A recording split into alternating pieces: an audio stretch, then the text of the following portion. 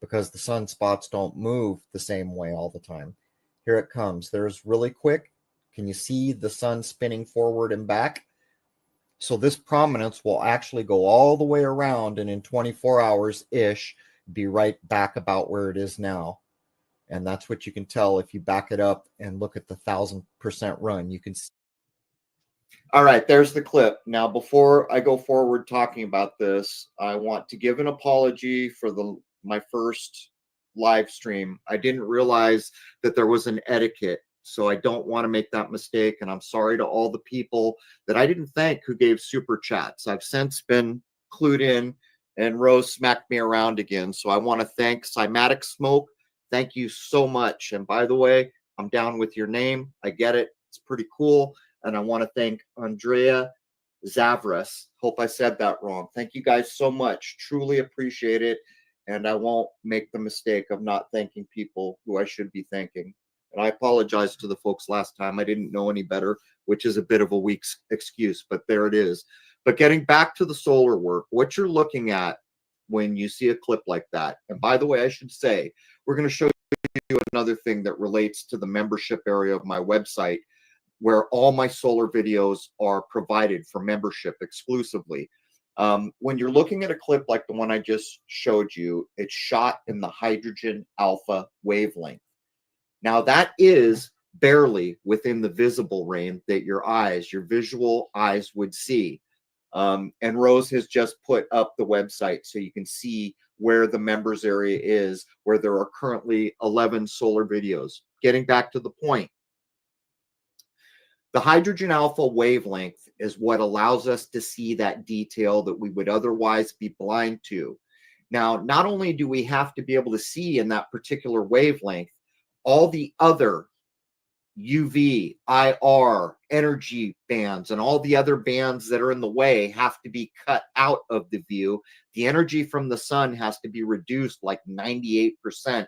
A lot goes in to being able to see that little tiny hydrogen alpha thing. But what we can see when we're there is enough to make you appreciate the light of this world that most of us have been taught is something to take for granted. And if you appreciate the sun, you're just a scummy sun worshiper, and all these other nonsensical things that we are taught by corporate religion, by school, or wherever. It doesn't matter. The truth is the sun is amazing beyond my ability to describe it. It is truly, literally, I'm not speaking religiously, I'm not speaking metaphorically, I am speaking literally. It is the light of this world. The reason we don't bump around in darkness 24 hours a day. It is the reason that plants and life can occur here. It is the reason for seasons. It is the reason for warmth. So I'm just trying to make a point that it's a big, big deal, but it's even a bigger deal because of what time we are in. This is the end of one era and the beginning of another. And in my view, from all that I have tried to teach myself, the sun is in lockstep with that change. It is also, from my point of view, in lockstep with the consciousness lift that everything's getting. Even dogs are getting it. All living things seem to be getting it. And what this work will do is allow us to learn things that are true. Currently, I accept that the sun is not a nuclear furnace or whatever we're told. There's magnetism and electromagnetism going on, but we have a lot more to learn. Currently, I accept that portion I just filmed and showed you, that it's hollow, I think. Right now, I accept actually that it's hollow. That outer shell is what we're looking at. And I have footage posted for members looking down some of the sunspots. There's actually things going on down there that you can see a little bit, but I'm working to increase that view. I currently accept to as high a degree as I can that other object is very likely the binary to our sun. I currently accept that it is very likely that the energy, since our sun, in my eyes, is not a nuclear furnace or whatever they call it, where's that energy coming from? I think maybe it's coming from counter space. maybe that other object has to do with that. There's a lot of maybes and a lot of ifs in what I'm saying. But unfortunately, we were handed space agencies which were supposed to inform us. And from my point of view, they have not told us the truth. And from my point of view, they have been used like a pawn to ensure that we don't know much about anything. The sun is not a projection. The sun is not make-believe. It is not a matrix asset. It is not any of those things. From my point of view, it is alive and it is conscious. And before you roll your eyes, let me ask one simple question.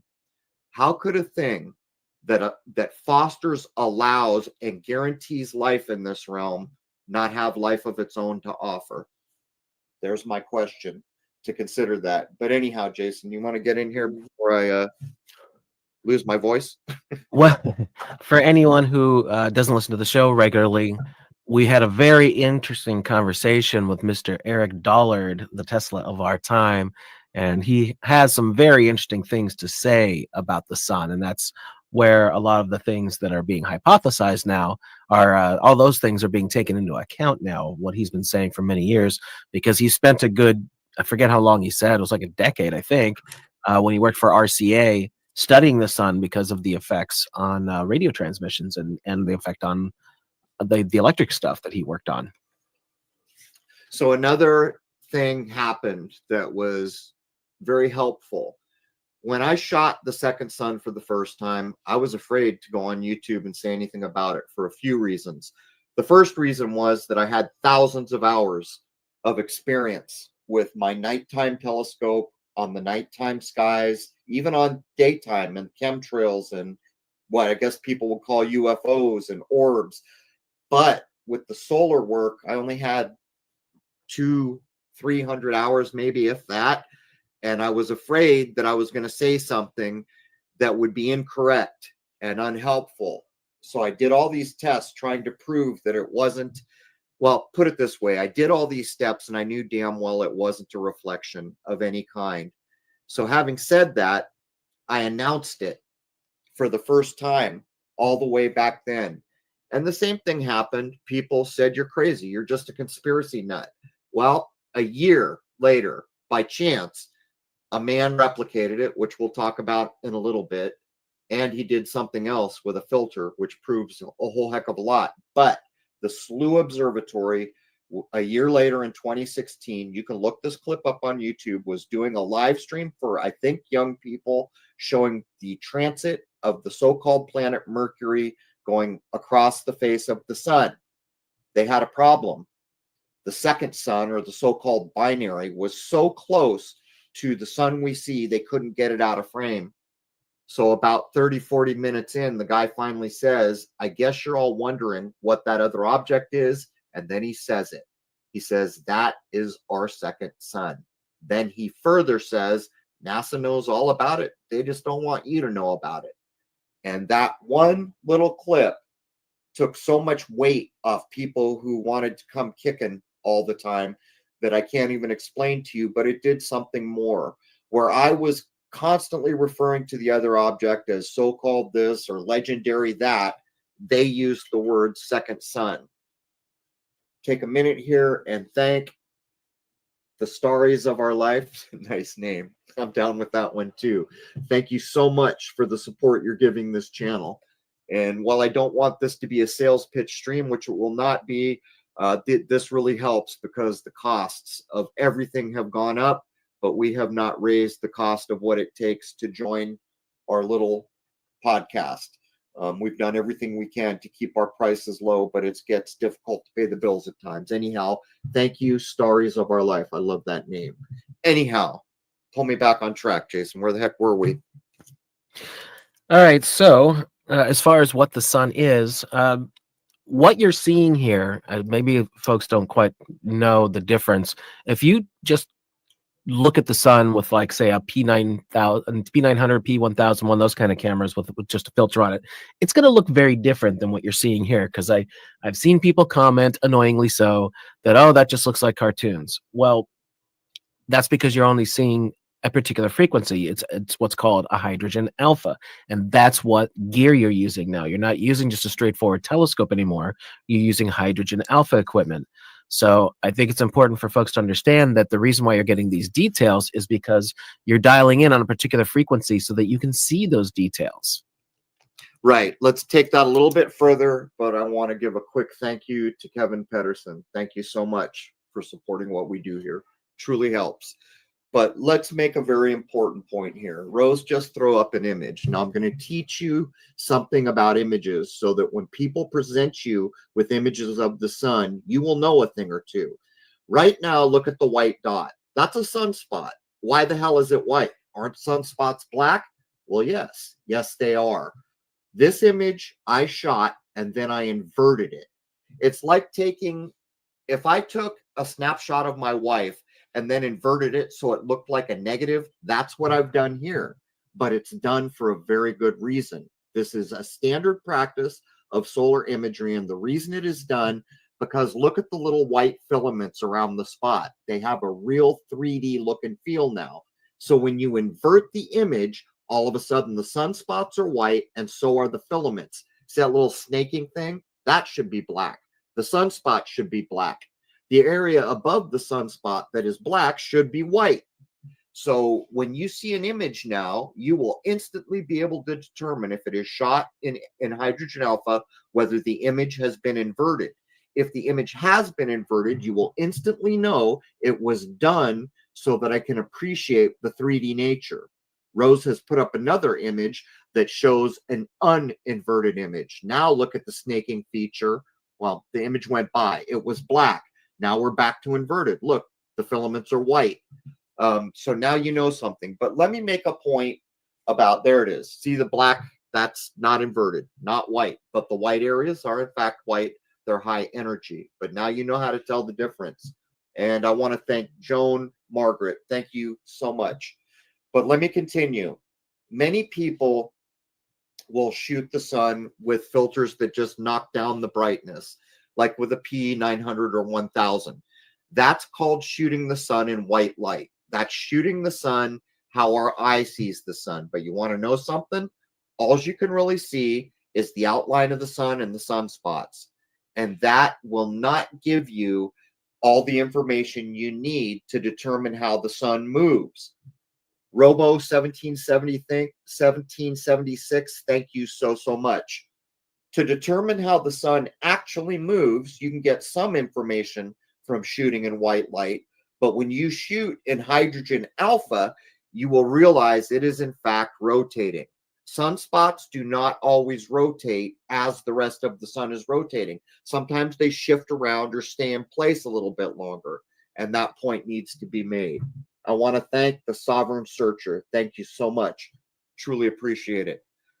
These are important ideas. And a little bit later, we're going to talk about why, because some people were investigating the sun in white light, doing diligent work, but they drew the wrong conclusions because they didn't recognize what I just told you. And that doesn't take anything away from them. This is a learning experience. And in my view, they're not trying to fool anyone. They weren't trying to be malicious with their information. They just didn't have enough information. So let's see if we can offer more information. Anyhow, were you going to add something more, Jason, about that? Well, again, yes, you can see details because that's what the whole point of using the hydrogen alpha is. You can't see those when you're shooting in white light. I think folks are still a bit confused. You're dialing in on a specific frequency, which is enabling you to see those details. All right, so we'll move on for a little bit here. Folks should be aware that on crow777radio.com, there are now 650 episodes, and that's just the numbered episodes. There are a bunch of 0.5s, which tend to be only around an hour long, and there are a few special episodes that are outside the numbering. In other words, there are double 650. Oh, well, there are 650 hours of free content. The way the website works is if you don't log in, you have free access to all the hour one content. If you become a member, then you can take that 650 hours and double it. That's how much content. And that doesn't even include all the solar work and everything else. Additionally, when I started posting the solar work through the big honkin' solar telescope that I saved up for 10 years, I started making images and people really, really wanted them. Those are now available on the website. And again, I have tried to keep everything associated with what we do affordable so that people who aren't making a ton of money aren't automatically discluded. The files that I made are wrapped in a PDF. Thank you so much, Ann Sampson. Another cool name. Thank you. Truly appreciate it. The images are wrapped in a PDF and they're gigantor. Some of them are 50 or 60 inches tall and wide. I wrapped them in a PDF so that it's all locked together, the fonts and everything, so you can print it at home, smaller, or what I recommend is just choosing a printer. By the way, if you do get images from the website that I have shot and you hang it in your home, please take a picture of it and send it to us with permission that we can post it on the website.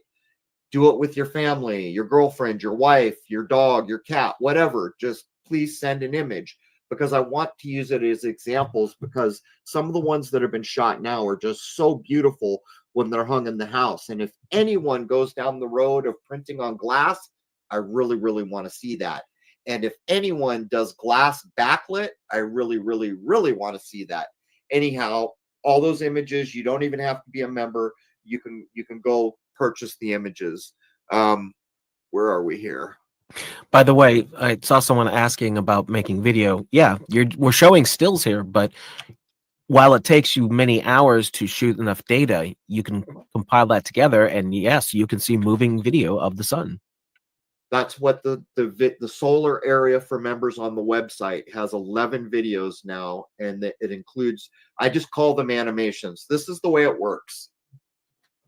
When you have a big scope like mine, you are at the mercy of what's called good seeing. Thank you so much, Laureen. Truly appreciated it. Thank you. Thank you. The good seeing is basically how stable the air is. The bigger the scope, the harder it gets to use. With a scope the size of mine, there are plenty of days I cannot shoot, even though it looks like a gorgeous day. So what I do is I shoot a moving video of the sun in a raw format with no compression, typically 2,000 to 3,000 frames.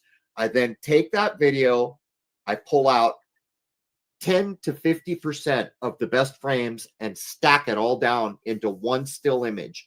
Then I process that image, which makes the images you're seeing. Like, look at the one right now. That's a sunspot. Believe it or not, that is a sunspot that is behind our avatars on the stage. Now, anytime you see a still image or a video that I've made, it has taken hours and hours. Minimally, I have shot half a day, then done the download, then done the processing, then done everything else that it takes. So any single image that you see, it is a safe estimate that you're looking at 8 hours of work for a single image. Getting back to the point, if you get the printed images and you print them really large, you'll see it is something to behold. And here's more examples. Here you can see the prominences. And by the way, the flames that are off the edge, that's what prominences are called. This is what hydrogen alpha allows you to zero in on. Hydrogen alpha allows you to see the prominences and all the surface detail, like that sunspot. And this is really where you get, you know, the bang for your buck. Slow-mo moon buggy. People got cool names these days. Thank you so much, Slow-mo moon buggy, or slow-mo moon buggy. Thank you so much. Say that 5 times fast. We should move forward because I want to say a few words about Notre Dame. Jason, do you want to say anything first? Yeah, and I'm actually going to drop this in the chat too. We had spoken about Notre Dame before any of that happened. It was when we first moved. I actually remember when we had this conversation 5 years ago. But there's a little cartoon, little animated thing called IPEC Goat 2, where they seem to be also putting it out there that something was going to happen to Notre Dame. So I'm going to copy this link and put that if anybody wants to watch it. There is so much symbolism in this thing, and I tried to look up what the deal was with the company that made it, but I couldn't really find anything on it. They just make animation. They're an animation studio, so make of it what you will.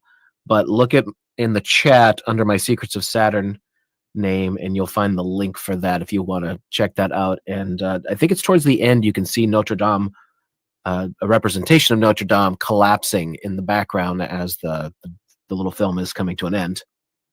All right, I want to give some thanks to Webitized One. Thank you. Ultra Cold, truly appreciate it. And Era Mastroff, let me say that right. Era Mastroff, hope I said that right. Thank you guys all for helping support what we do here. John F., thank you. Truly appreciate it. Thank you. Now let's get back to the point at hand. This is what happened.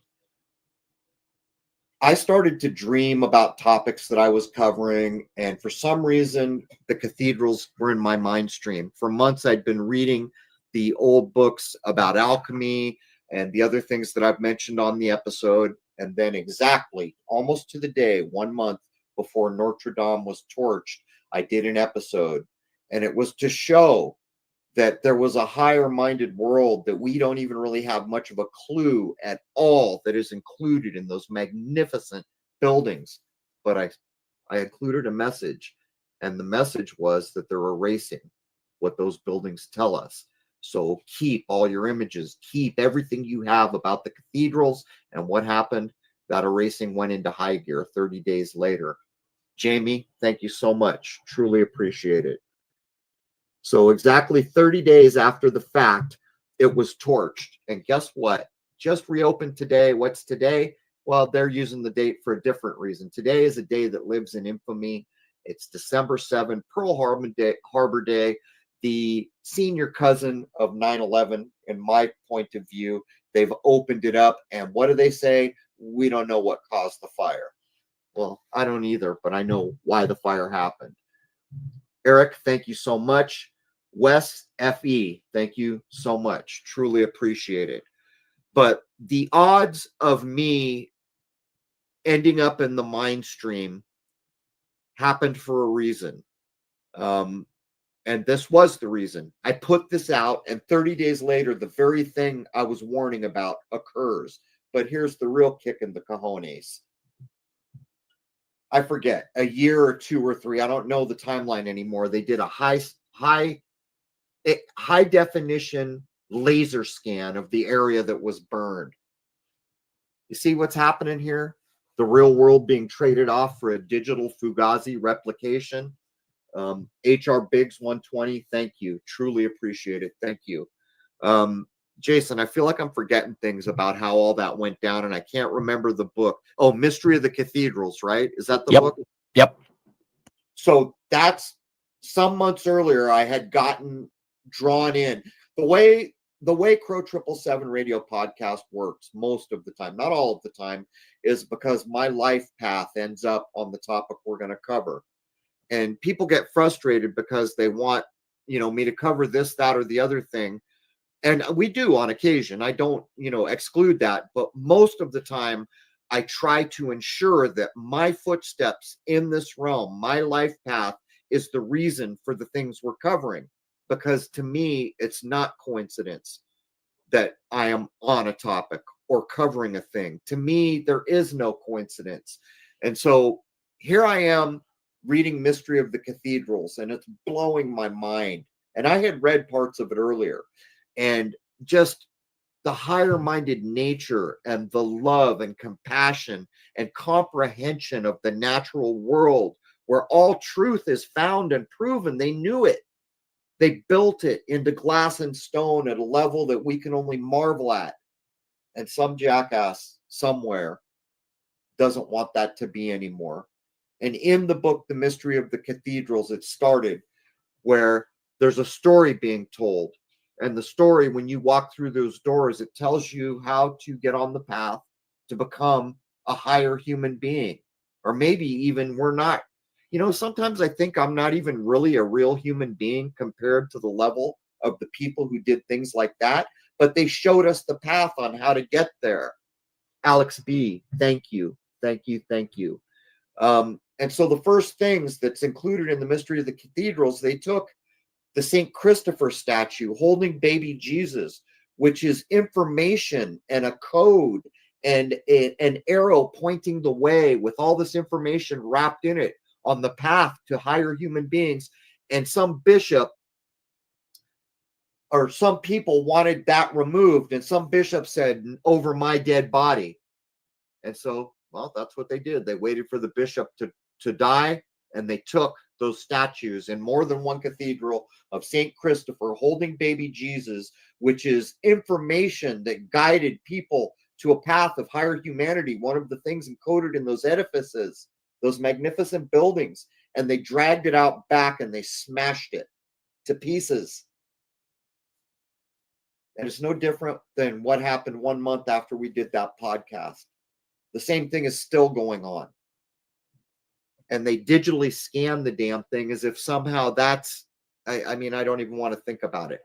The point I'm making is people need to recognize that there was a higher society that comprehended nature at a level we cannot currently, or most of us cannot. And nature is the only place where we can find truth in this world. And where we're existing now, a digital world is being made. And it's a cheap Fugazi knockoff meant to mimic the real world, but it's not even a pale shadow. And it's being built because the people who want to be the gods of this place cannot claim nature. They didn't make it. They can't claim it. They can't make life. They can't make a tree. They can't make a fish. They can't make a ladybug. They can't make a bloody mosquito. But they can make a digital world that they did create, that they can claim ownership of, that they can become the gods of, that they can try to force to run all the systems that we require to live a modern existence, which is why the digital world is here, which is why it was fostered, which is why it is taking over everything. And yet we walk our paths through this realm surrounded by truth. It's just that a lot of us have forgotten that.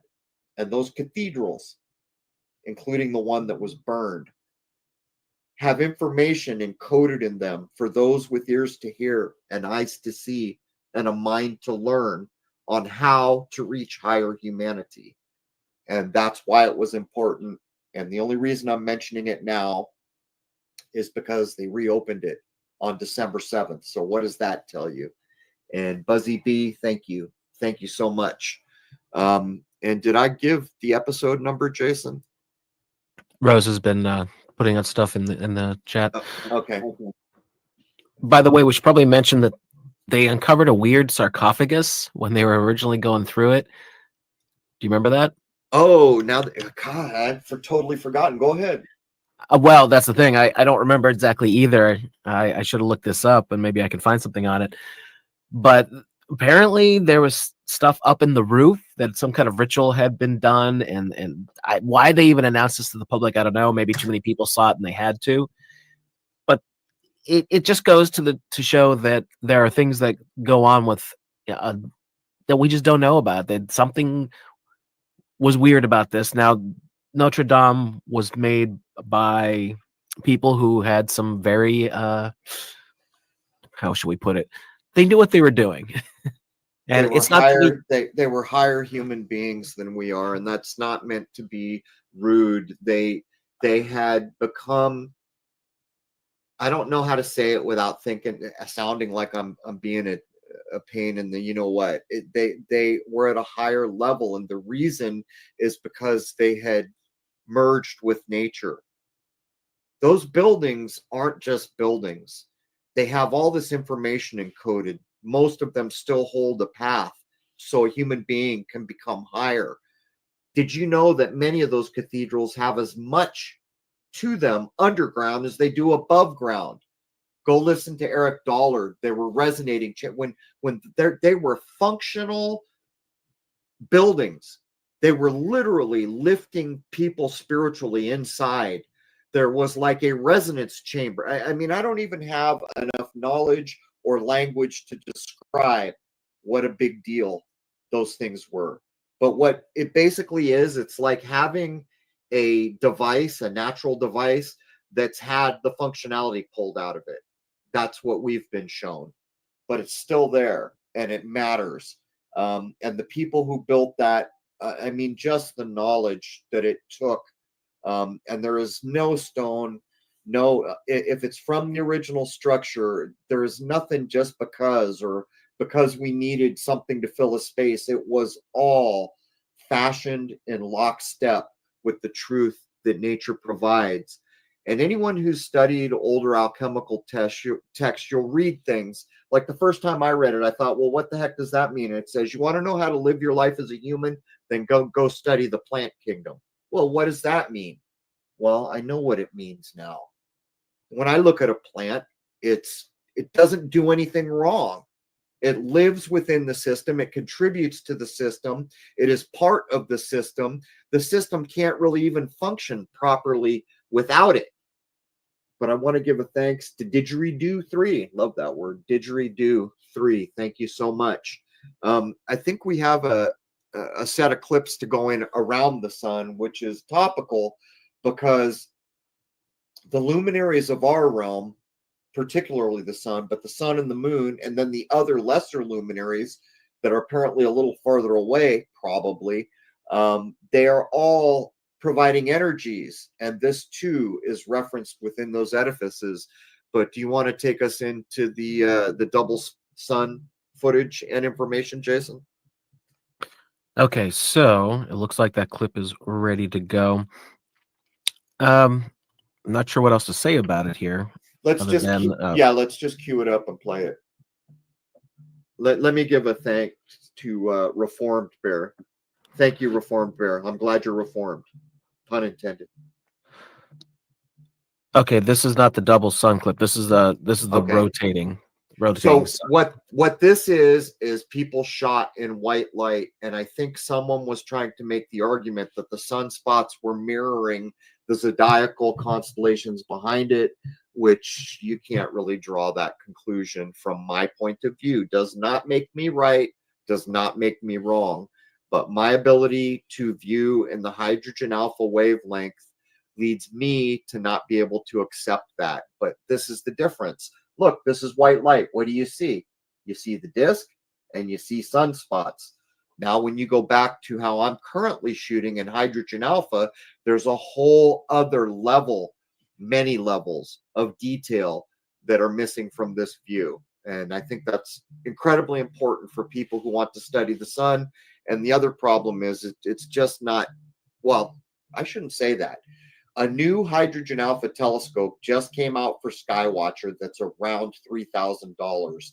And that's a lot of money, but for hydrogen alpha, that is cheap. Anyhow, sorry, Jason, I walked all over your gig. Right. Well, I just want to point out that this is our friend Austin from his channel, The Melodome.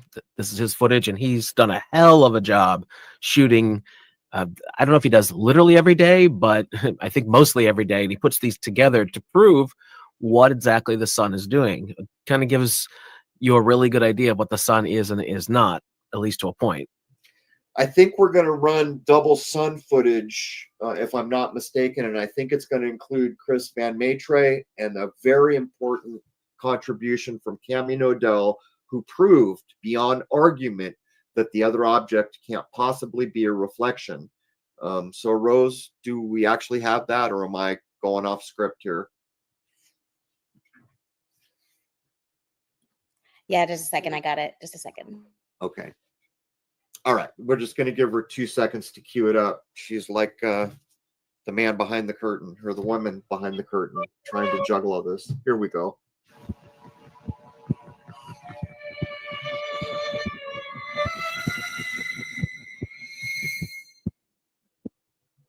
All right. Welcome to the Crow Discovery Project. Podcast number 8 will be coming along before too long. It'll be a very interesting one. I'm going to do a show that demonstrates that the beginning of the hippie movement, early rock and roll, Woodstock, all of it was design social engineering. Anyhow, I finally had a good day here today, so I shot the sun.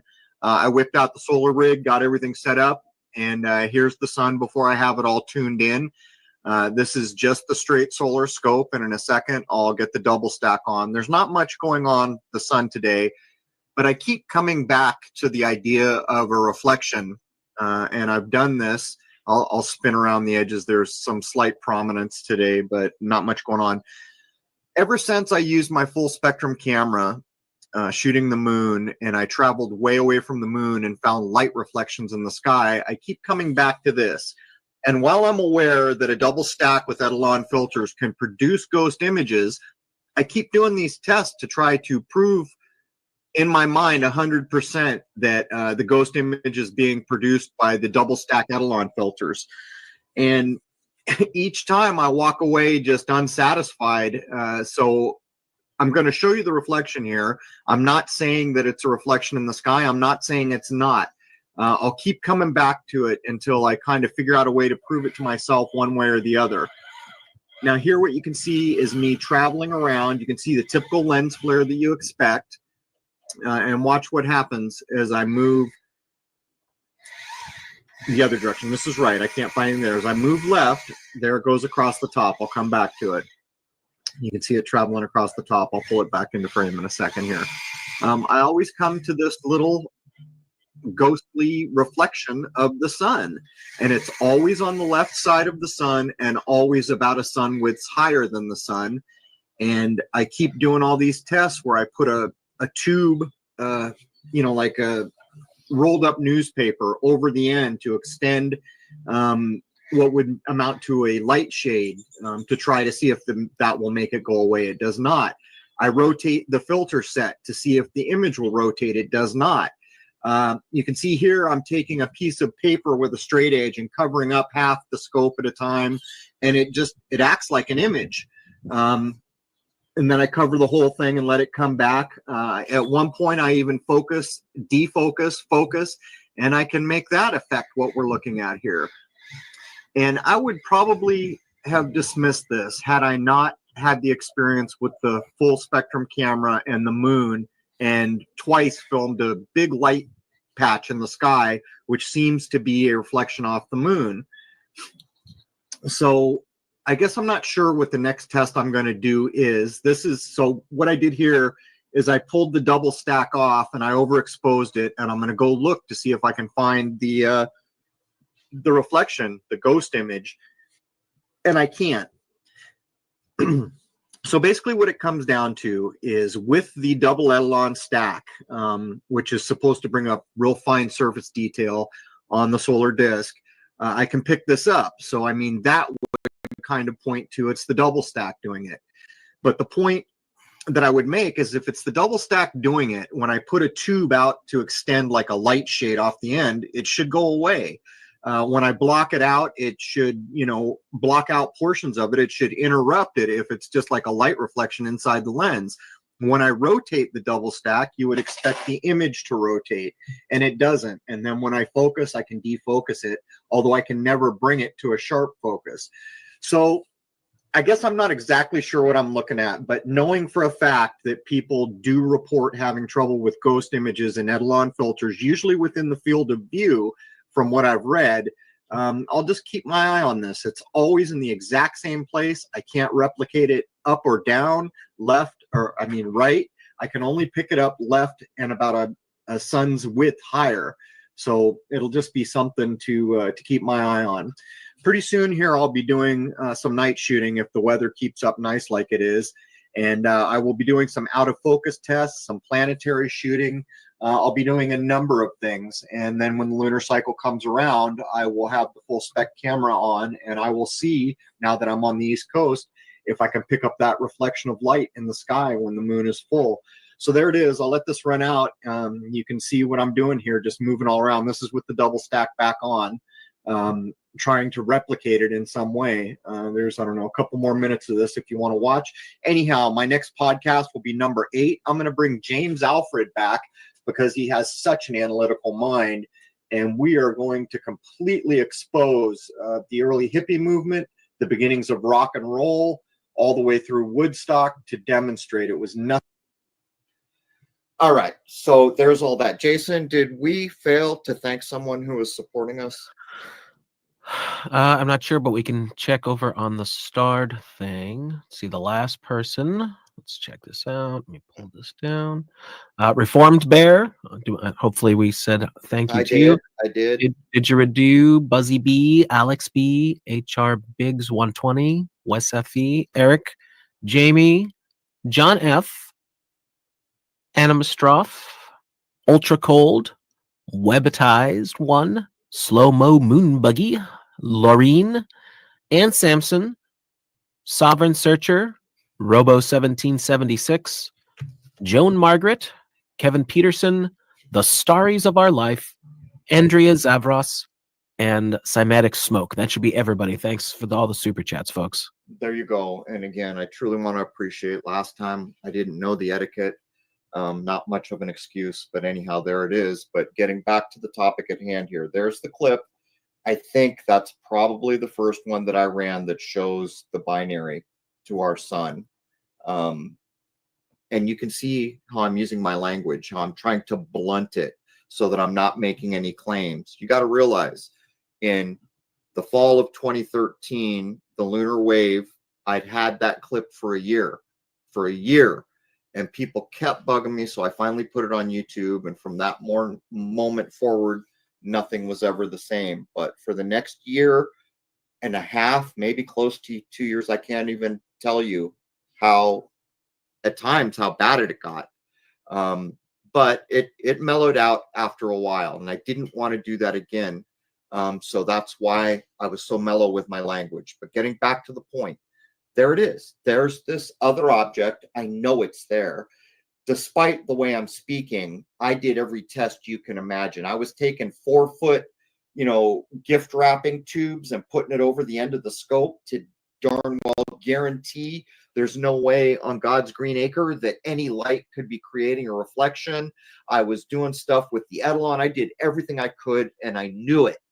And so, unfortunately, a year later, when the SLU Observatory admitted that I was right and called it the second sun, an observatory, I didn't know about that until recently. Actually, maybe a year and a half ago was the first time I was ever aware. But a man named Chris Van Maitre, roughly a year and a half later, replicated it. And I think we can run that footage now, Rose.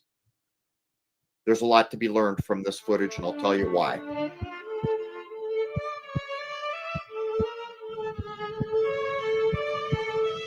Basically, Chris Van Maitre is going to set out to demonstrate what I did with intention, and he finds it in a different area of the sky.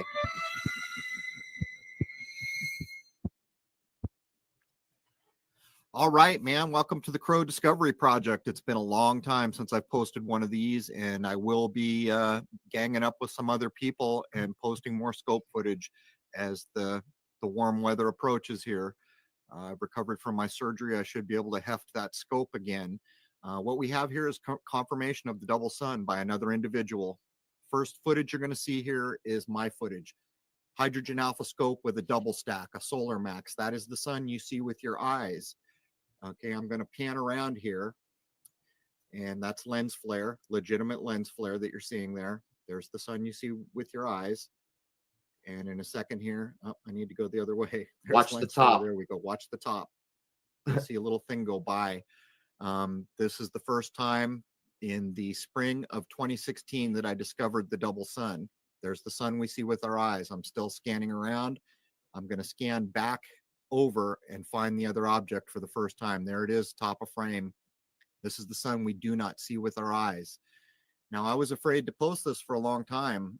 You're going to see that it will blur out. I'll mess with focus. I put a huge wrapping paper tube over the end of the Solar Max scope. When you see the disturbance over the face of this, that's what's going on. I'm trying to prove that this isn't lens flare, but all those there, right there. I also take my hand and I do light blocking over the end of the scope, which ironically, the gentleman who I'm about to introduce to you, who you should all go sub, saw this footage way back in 2016, and he replicated what I did, which I'm going to show you here in a minute, which is proof positive. Another individual doing it. Scanning back, there's a little bit of lens flare. There's the real sun that we see with our eyes in the bottom of frame coming back into frame. Now I'm going to load another clip that I shot. I think I did this 3 or 4 days in a row, coming back to try to confirm this. Now here's a new clip. There's the sun you see with your eyes. That is legitimate lens flare right there. Scan out. There's the sun we don't see with our eyes on a new day. I'm confirming it once again. In a minute here, I'm going to load footage from a gentleman called Chris Van Maitre. who took out equipment and replicated exactly what I did here, which is proof in the pudding. But he did something more. In one of the clips, you're going to see a telephone line going in front of the sun we do not see, which is also proof in itself. Again, there's the sun we see. Here comes Chris's footage. There's the name of his channel. You should all go up and sub him. There's the sun we see with our eyes. And there's the sun we do not. That noise is because this is a rip of a rip. We'll have better footage of this as we move along. But there is this, he is confirming in the same spot, in the same year, in spring, what I did. Here comes another clip by Chris on a new day. There is the sun we do not see with our eyes with a telephone wire in his field of view. When he scans back over to the regular sun, it's not there. There's the sun we see with our eyes. And again, we're back to my footage here. There's the sun we see. There's the sun we do not see without a Hydra Alpha scope with a double stack or a full spectrum camera. I will say that it is my contention this second object can be detected in visual spectrum with just normal tools at sunrise and sunset. Here comes the sun we see. So as we warm up here, I'm going to be pairing off with some people to do more work on the sun here. But there it is, ma'am. There is another object there, might well be the source of the sun that we see. And since I have stated the moon is plasma, it could also be the cause for that. There it is, man. Crow Discovery Project. All right. So first, I need to make a correction. I said his name wrong. It is Chris Van Maitre. So he replicated what I did, but as a bonus, Providence from above put a telephone line in the way, which also proves it's not a reflection, but we have absolute proof that that's not a reflection. It had occurred to me, maybe it's shining off the firmament. Maybe I had all these things. Maybe it is well, I knew it wasn't lens flare because I did all these things to prove it. But in this clip here, we're going to prove beyond argument using a polarized filter that this is not any kind of flare, reflection, or otherwise. Does everybody know how sunglasses work? Polarized sunglasses remove reflections and glare. Watch.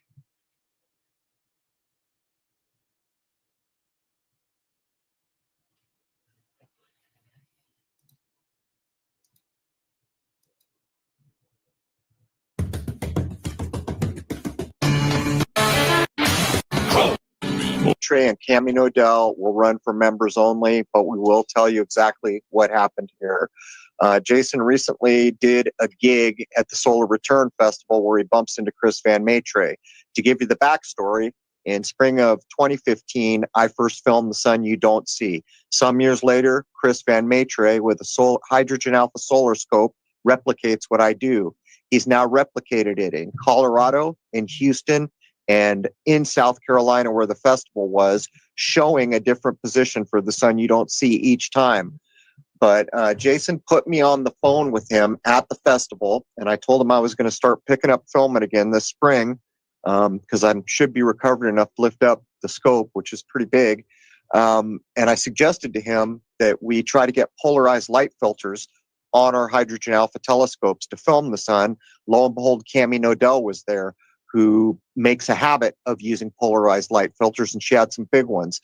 The next day, Chris and Cami, and I'm not sure who else, go out, film with the solar scope, see the sun we don't see, or the second sun, what I'm currently calling the spiritual sun, and they put a polarized filter on it, and they eclipsed it away. Now, we go into great detail with Cami, who's an expert on these things, about what that means. Suffice it to say, I think we're not far away from being able to claim like the lunar wave, this is the real deal, and there's no telling me otherwise. This test is very meaningful. So this clip you're listening to here will also run in the free area of crow777radio.com. Members at crow777radio.com can log in and get the full episode. And this is wholly about censorship. My YouTube's picking up strikes again. Clips are getting removed. It's a whole thing, and I'm about done with it.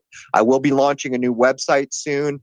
And probably all the video that I run, only bumpers will ever see YouTube. And I'll make a video area on my site. Did I get all that, Jason? You did. And the one thing I will add in is that while Chris did film the second sun, or the spirit sun as you're going to call it, in both Colorado and Houston, when he did it in South Carolina, it was not off to the side like it was even when you shot it, but it was directly beneath it, which was very interesting because for all the naysayers who are just saying, oh, that's something just going on inside the lenses, some kind of reflection or whatnot, wouldn't that always be the exact same thing every time? I don't know exactly, but it sounds like it's lending a lot more credence to it being an actual object at this point.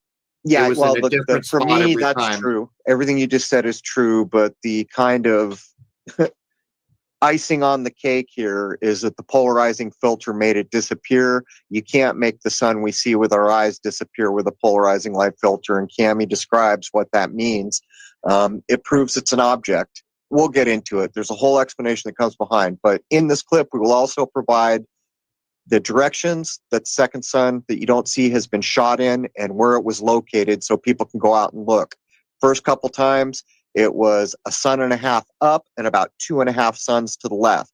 Both times I shot it and Chris. The next time it was slightly different, but the last time they shot it, it was directly below the sun we see with our eyes.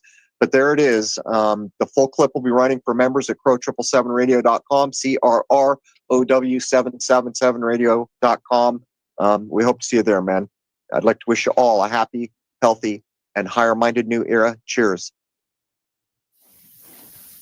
Hello, everybody out there in YouTube land. This is Good Times for All. There's Zachary Zabala here if you prefer. Today's video, we're going to take a look at polarized light and reflections. We have our camera here pointed at our original light source, which is a flashlight, and our reflection, which is a hemispherical lens. As you can see, we can see both reflections in the camera. I'm going to go ahead and start this recording now. And you should see the other video up in the corner of the picture. So we will take one of our Polaroid filters here. And these are kind of scratched up here, folks. We've been playing a lot with them. But as you can see, nor here or here, when I put it in front of the camera and rotate it, nothing really happens. One Polaroid filter doesn't do much to the light source. What I found was very interesting, though, when I cover the original light source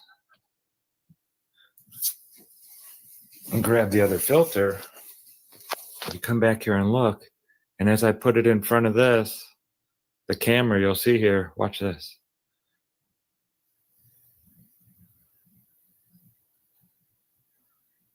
You can block out the original light source, but the reflection still remains just as bright.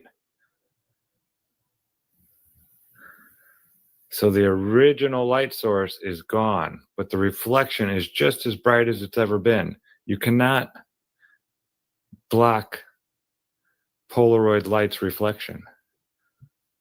I can put it up here and you'll see the reflection stays nice and bright, but the background, there has to be a Polaroid filter over that original light. And just because there is doesn't mean that the second source will be blocked out by a single filter. We would need an additional filter to block out the reflected light over the reflected light itself. See, if I were to take this and lay it over this, now that one disappears and is gone. So it all has to do with a Polaroid polarization field, I would call it. You need to have some kind of field polarizing a light source in order for a single polarized lens, like I have here, to actually block it out. So what is going on with that other object we're picking up behind the sun and a hydrogen alpha filter that is also able to be polarized out. This is the only way I can get light to polarize any type of man-made light is by putting a Polaroid filter in front of it. So I just thought that was interesting. But that's the basics of the whole, why this other object we're seeing up there in the sky, why it being polarized is so big. The original light source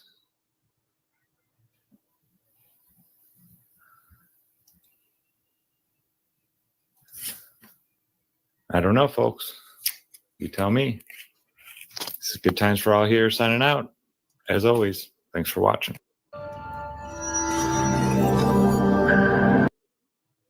All right, we're back. Before I jump in, G Thunder, thank you so much. Also, I noticed that you are commenting. Michael A. Hoffman. Oh, I didn't realize that. Thank you for telling me. Did you catch that, Jason? Yeah, that's Michael really Hoffman. cool. Yeah, that is Hoffman, very cool. he needs to get out more, by the way. If you guys don't know who Michael A. Hoffman II is, you need to. Get a You- clue. Why don't you explain who he is to folks? Probably you could do better than I could.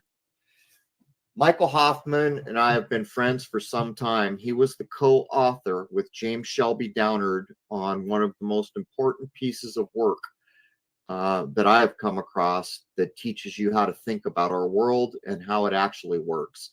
The book that was written because of Michael J. Hoffman, co-authoring with Shelby Downard, is called King Kill 33. You can get a copy from him. He's probably the only place you can. It's been censored out of existence. Go to revisionisthistory.org and sub up. He's got a blog, and this man writes at the highest level people writes, and he gets it. And he has insights at a level that I'm just saying, don't miss the boat. I didn't know that he was recently on THC. Incidentally, Higher Side Chats was the first place that ever interviewed me. I remember when he called me, Greg Carlwood, we were both in San Diego, and I thought, why would anyone want to talk to me? That's what I thought back then. And I said, no, I'm not interested. He hounded me for a while, and I relented, and that too changed everything.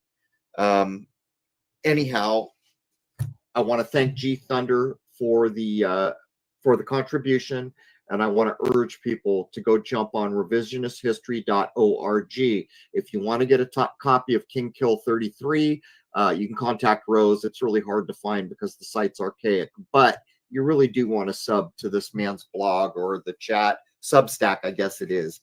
Anyhow, pulling back around.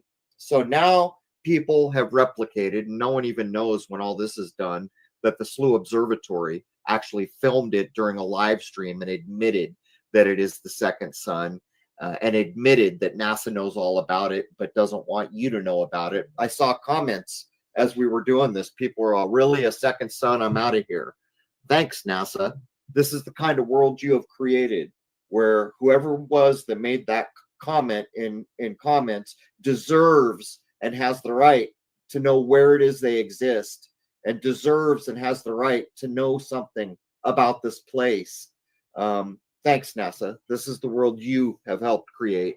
Anyhow, getting back to the point. So it's confirmed. It's not an if, it's not an and, it's not a but.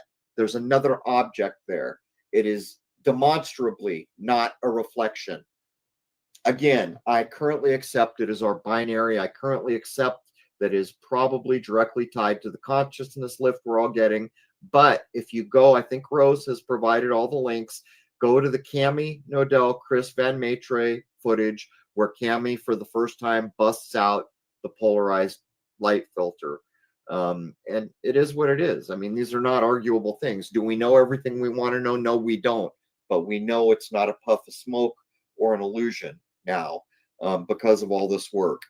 Anyhow, where are we, Jason? So you can discuss what's been questioned to you. Why haven't you captured the double sun with the new solar scope of yours? Okay. My new solar scope is very big, and the reason I got it was to get a clean shot. I have all these tests and little secrets that I will not talk about in public that I'm going to try to do. I just need a clean shot at the object.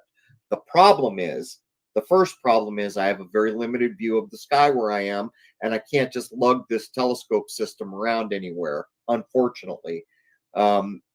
But it's spending like 90 something percent of its time behind our sun right now. I will get the shot sooner or later, but it's like the lunar wave in a way. Actually, it's not. The lunar wave, you just have to hang around for days, months, weeks till you get lucky. This is there, but I have to be there when it's a clean shot. And by the way, everyone listening, if you end up taking a picture of the other object, which you can do at sunup and sunset, if the conditions are right, take video. Do not just take a picture, because you can't prove that's not lens flare. Take a short video and slightly move the camera, because when you move the camera, it will prove that the objects remain equidistant. In other words, that you're filming actual objects, and then get us the information. And I'm trying to work out at what times, like at equinoxes or solstices. But when I do get a shot with my tools, I have a big plan to prove a few things. I don't know. Did I answer that very well? Yeah, that's fine. And you have gotten some indications. We've talked about it, that something's there. You just don't have an image similar to what that original one was that you shot years ago. No, and I don't have anything with the new system, but I'm going to say a thing here. I've been pretty low key. All those images, the solar images that I let people buy on my website, if you pay attention, look at the edge of the sun. And in many of those shots, you can see either the glow or the limb of the binary sun behind our sun. I kept it in those images. I just haven't advertised it, because it's there and I know it's there. And someday everybody's going to know it's there. As a matter of fact, one of the most important psychological operation movies of the modern era has to be 2001: A Space Odyssey, which was made to convince us all we went to the moon when we didn't. Well, there's a sequel to that movie. It's called 2010. At the very end of 2010, which is a sequel of one of the most important psychological operation movies, Roy Scheider, the star of the film, gives a soliloquy. And what does he say? He says, "My children will grow up in a world with two suns." Go listen to it. Go look it up. Go back to Tatooine and Star Wars, because that's just about how it looks. The double sun on Tatooine. Go look at the MasterCard logo. I'm stretching a little bit, and I know it, but the reason I'm stretching a little bit is because I know people like NASA have been aware of this and hidden it. It's encoded in things. What about all those pictures of Jesus holding up two fingers? A lot of people think, though, that's the sign for peace or this or that, or it's about John the Baptist and Jesus. Well, I think there's an additional bit of information being carried on in Jesus' twin fingers being held up there, two fingers. But to get back to the point, actually, what was the point, Jason? I wandered off so far. I'm like, duh. Well, we were just finishing up on the second sun stuff, but you were commenting on why you haven't filmed the second sun with the new equipment. Yeah, it'll happen. I'm convinced it will happen. I'm not ready to accept any other outcome than it will happen. I saved up for 10 years. I did everything I could to try to politely and quietly put this into the consciousness of people who had an interest. And here we are. And it is my assertion that I think it is very likely in the coming era, there will be no doubt to anyone that there's a binary, because you can see it every day. Anyhow, that still has to come to pass. But where shall we go? Well, let's just do a public service announcement here, because we've gone through a lot of stuff. If anyone needs links or have any questions, Rose has an email set up for that. You can contact her. Contact Rose777@protonmail.com. There it is in the chats. And if you have technical support issues, we have that set up as well for the website, because don't forget, everything that is about this show and all of the work is crow777radio.com. That is it. That is where everything is. The rest of this is superfluous. It's extra stuff, but the main everything goes through crow777radio.com. So if you have any problems, it's support at crow777radio.com. All right, I want to take a minute because I've dropped the ball again. People write things with their super chats. So we need to stop what we're doing here and we need to go through and acknowledge what's been written here. We're good. We've got them all. We got them all. Yep, I've been trying to keep an eye on them. We're good so far. Last one was G Thunder. And yep, I'm just double checking, making sure we are good so we can move forward. Well, I see questions that I didn't answer. Okay. If you want to go back and answer questions. Okay. Cymatic Smoke, thank you. He's thanking us for the work. Andrea Zavras, thank you. The Starries of Our Life. Do you think there will be an apex event or period of time where the second sun is visible to all or to at least those spiritually uncontaminated? You want to know something, my friend?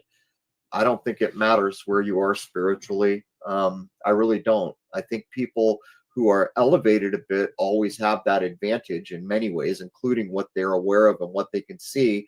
But it is my point of view that the soliloquy given by Roy Scheider at the end of 2010 is an absolute nod to a coming time when human consciousness will be at an all-time high for everything we've ever known, and there will be two bright suns in our sky. I think that is absolutely a possibility. And all this dark nonsense going on around us now, a big part of it is desperately trying to stop the consciousness lift, because people with higher minds will not be controlled like slaves. Going on, Kevin Pedersen, thank you. Thank you. Joan Margaret, thank you. Robo 1776. If the Vedics knew about the second, why is a hydrogen alpha telescope required? Well, it's really not required. As I mentioned, the hydrogen alpha wavelength is within visible light. And I'll point out another thing. So many times you see, well, how the heck could those Romans or those ancient Greeks have known there were rings around Saturn, as an example? Well, from my point of view, because there were people that meditated. If you go read accounts from Tibet, from China, from the old masters in Christianity, you will realize that people don't need telescopes that have a very high spiritual ability. They can go look for themselves. And that says nothing about so-called spiritual sight, which is actually a thing that I accept, that I think we lost around the 15 or 1600s as we went into the pit of the dark age. Moving on, Sovereign Searcher, thank you. You got me into filming chemtrails. Good for you. Keep at it. Seen you on YouTube years ago. Glad to see you're still around. You're an important asset. Keep it up, man. Thank you so much, Sovereign Searcher. Ann Sampson, Crow 777 is my only monthly sub for years now. Thank you, Ann. Truly appreciate it. Laureen, thank you. Slow Mo Moonbuggy, thank you again. Webitized One, thank you. Ultra Cold, thank you for bringing your work back to YT. Bless you all. Thank you, and bless you and yours. Arama Stroff, thank you, Crow, Jason and Rose. Thank you on behalf of all of us, Arama Stroff. John F., great show. Thank you, sir. And Jamie, you're a legend. I don't know if that's true, but thank you for the compliment. Truly appreciate it. Okay, there I feel like we're even, Jason. Oh, all right. No, we're not even. I must thank Bibi Lopez. Your authentic self is a blessing to the world. Thank you, Bibi. Thank you so much. All right, so next we can explain about the playlists. Rose has been doing a killer job arranging, because we have so many episodes now, we're in the 600s. She's been putting the grouped episodes together. There's playlists for a number of people. Wayne McCroy, Michael Hoffman, me. There's ones for law, there's ones for health. So anything like that. Let's put the link. Let me grab this here. And let me put this in the chat, and this will make it easy for everybody. There's a link tree that she made. So if a particular topic interests you, that's an easy way to just jump on there and get to them all. And then we update those regularly as well. so that everything is up to date, because we're just constantly cranking out episodes and always trying to add to the sum total of knowledge. All right. So Rose pre-recorded a video that shows folks how they can become a member of the forum, free shows, full episodes, shows everything. Should we just do that? Yeah. So let's see. You guys, I decided not to make the video because I didn't think it was necessary tonight. So I don't know. Okay. All right. Well, that's okay. Then we'll just run through the bullets, and as we talk about it, you can pull up the hits, okay? Yes. All right. Thank you, Rose. All right. CMCG, thank you so much. Been listening for years, not sure why I'm not a member. Need to sub soon. I'm not sure why you're not a member either. We're trying to do something real here. We're trying to do something honest here. And we consciously strive to do something that was actually beneficial in a world that's hell-bent on being hell-bent. Anyhow, we're going to, let me see here. Okay. First, we're going to show you the forums. So let's do that, Rose. I think. I just want to, are you looking at, like, did you copy and 12. paste? I'm looking Copied at. and pasted it from a Google Yep. document, Crow? Yep. Okay, so I'm not looking at the same thing you are anymore. So the bullet points are numbered the same. The Rose pre-recorded video is not a thing, but what's below it should be, because I have links. Oh, okay. I see. I'm sorry. Okay. But I could just go to the website and just bring up whatever you're talking about while you're talking about it. All right. Let's just do that real quick. Sorry about that, Rose.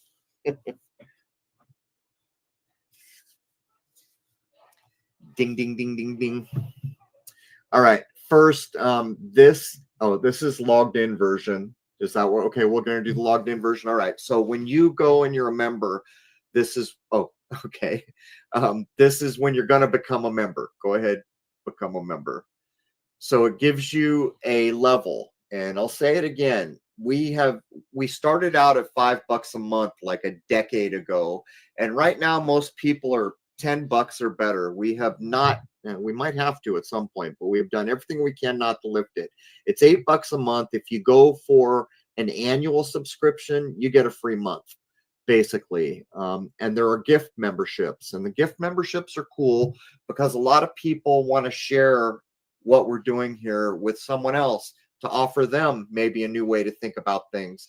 With the gift membership, what you do is you take your friend or loved one's email and you set up the account with that email. Then you just give them the password and they're all set. You can do a monthly gift, so just by the month, or you can do it annual. All right, let's go to, let's show them the episode player. So these are the episodes listed out, and this is the episode player. Oh, okay. There's the episodes listed. Here's the player. And go down, you'll see that under every episode, there's a big, almost like a blog that has to do with it, links that matter. And below that is the episode image. I make every episode image by hand. I do not use AI. I will never use AI. And there's almost always a hidden message or a puzzle or something in the image that AI cannot figure out that a human being can figure out. Below the episode image for a logged in member is the comments section where you can talk about everything that goes on. And there's how you log in. There's the full episode listing, which we're about to redo. And down below is the comments section. And this is where people can do whatever they want, talk about things. Let me be very upfront and real with everyone listening. If you're a member on any platform I run, there is one single rule, and I'm really not kidding. Be polite. If you come to my house looking to troll or be rude, you're not even going to get warmed. You're going to be shown the door, and the door is going to get locked behind you because there's a whole internet you can go troll. But it's not going to be the part of the internet where I'm living. There is one single rule. Be polite. We talk about things that matter in this world. We're talking about things that matter in a time where it's not a dang joke what's going on in the world. So just don't come trolling or being rude or you will absolutely be shown the door, and I'm really not kidding. Anyhow, getting back on track here. Let's show the movie link up top. There's the Shoot the Moon movie link, and you can stream that anytime you want. It streams live. We have control of all the stream.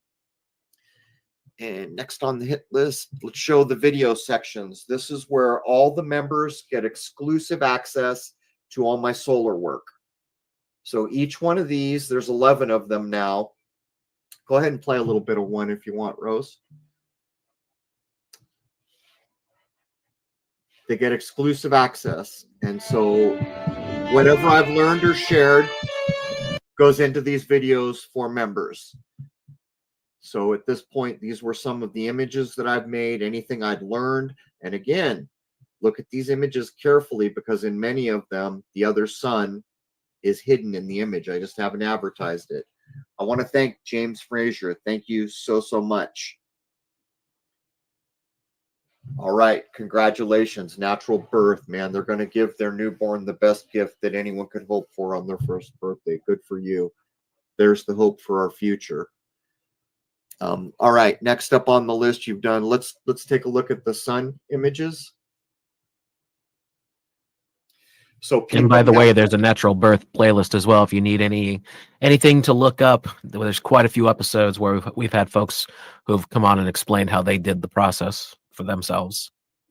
I was adopted, so I don't know much about anything that happened, nor do I know my parents, because the state of California gave them two things they could say about me: what religion I was to be raised and whether or not I could find them. They decided I wouldn't be able to find them, and I was blocked from finding them. So to me, a natural childbirth is the hope for our future. Anyhow, I'm sorry, Rose, let's get back. We're going to look at sun images. Give her a second to requeue it. All right, so hover over the link, please, Rose. Sun images. When you hover over, you can get a bundle of images or a single image. In the bundle, you can choose 3 images or 6. And let's go back to the singles so they can just see. And these are the images I have up now. And look, there's the measurements. This one's 21 inches by 21 inches. Some of them are gigantor. But I've designed them, some of them differently. People are now asking for lunar images. So I will be adding images as time goes on. But again, this image, I mean, minimally, that was 8 hours of my life to create that, with shooting time included. And they're unique. They're absolutely unique. And the other thing is I don't change them. You know, I may do things so that we can observe different points, but at no time do I add things that aren't there. That's not what this is about. In other words, this is a legit record of the sun on that day for the rest of time that it exists. Show a couple more of the images, Rose, please.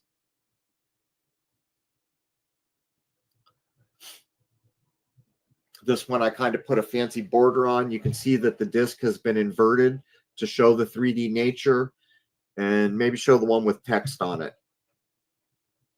The triangular text all the way to the right. There you go. So this one, I blacked out the disc, showed the prominences, but that disc, that triangle of text, tells everything about the equipment, the camera, everything I could think of, I included there in this particular image. And again, I want to urge anyone, if you go buy these images and you print it, I suggest you use a printer. You don't have to, but if you do, and it's beautiful and you hang it in your home, please take a picture with you or your wife or your dog or your cat or your monkey or whatever, and send me that image with permission, because I'm creating a gallery on the website of how people have used these images.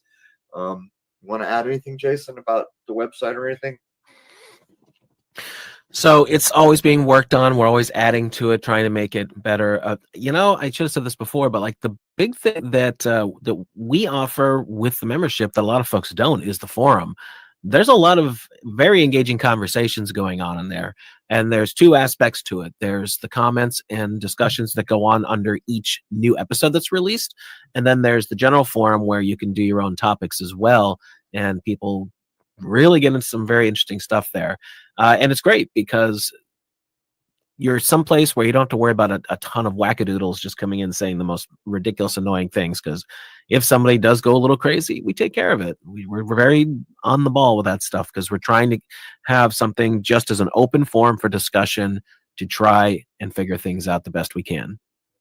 One of the biggest problems in our world is fear and division. Look at the election that just happened. There has never been more division in this country that I'm aware of, and they did this on purpose. That's not going to happen on my platforms. There will be no nonsense. If you can't be polite to a fellow human being, then you need to be somewhere else.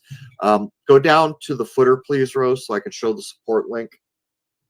So down here, there's Contact Crow, there's support links. It's all down there in the footer of the website. There's the form. These forms are not here to talk about what a nice day it is. They are literally for important things or the fact that you need support. We get more than you can imagine. So please don't use it just for the sake of using it. And let's go ahead, Jason, why don't you give them a playlist tour? Okay, let's see. We have the Jason Lindgren playlist, Wayne McCroy, the law, which is quite extensive. We've covered a lot of aspects from different people's point of view. And here's the thing about the law stuff. A lot of the law folks like to say that the other law folks are wrong. And that's just another example of infighting. It kind of gets tiring, to be honest with you. But what we finally come down to is that the person who seems to have gotten things right the most and who can back it up with documented evidence is KL. And so we have a playlist just for him as well.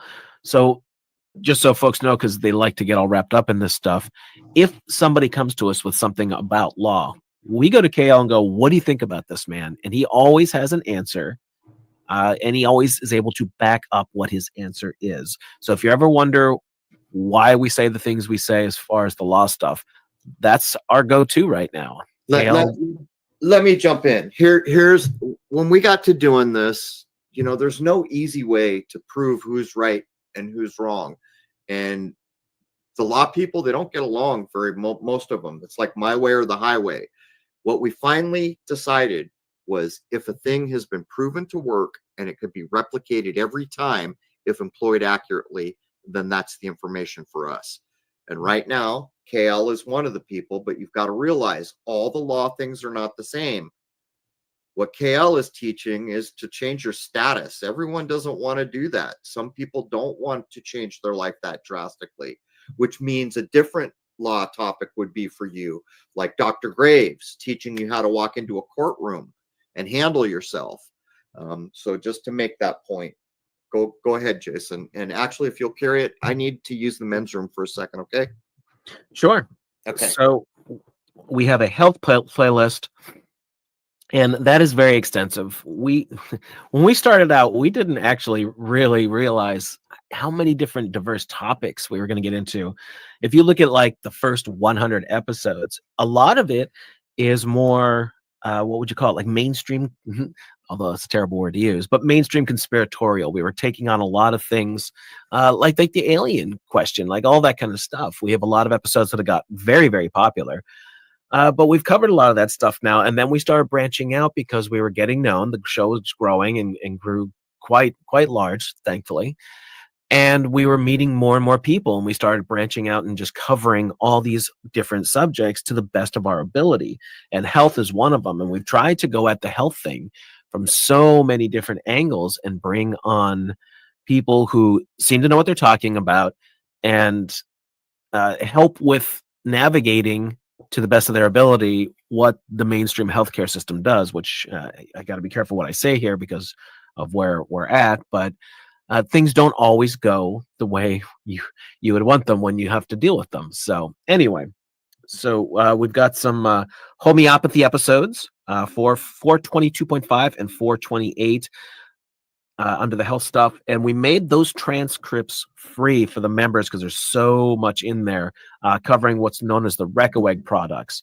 Now, those are remedies that were created by the Reckeweg brothers. I forget how long ago, quite some time ago.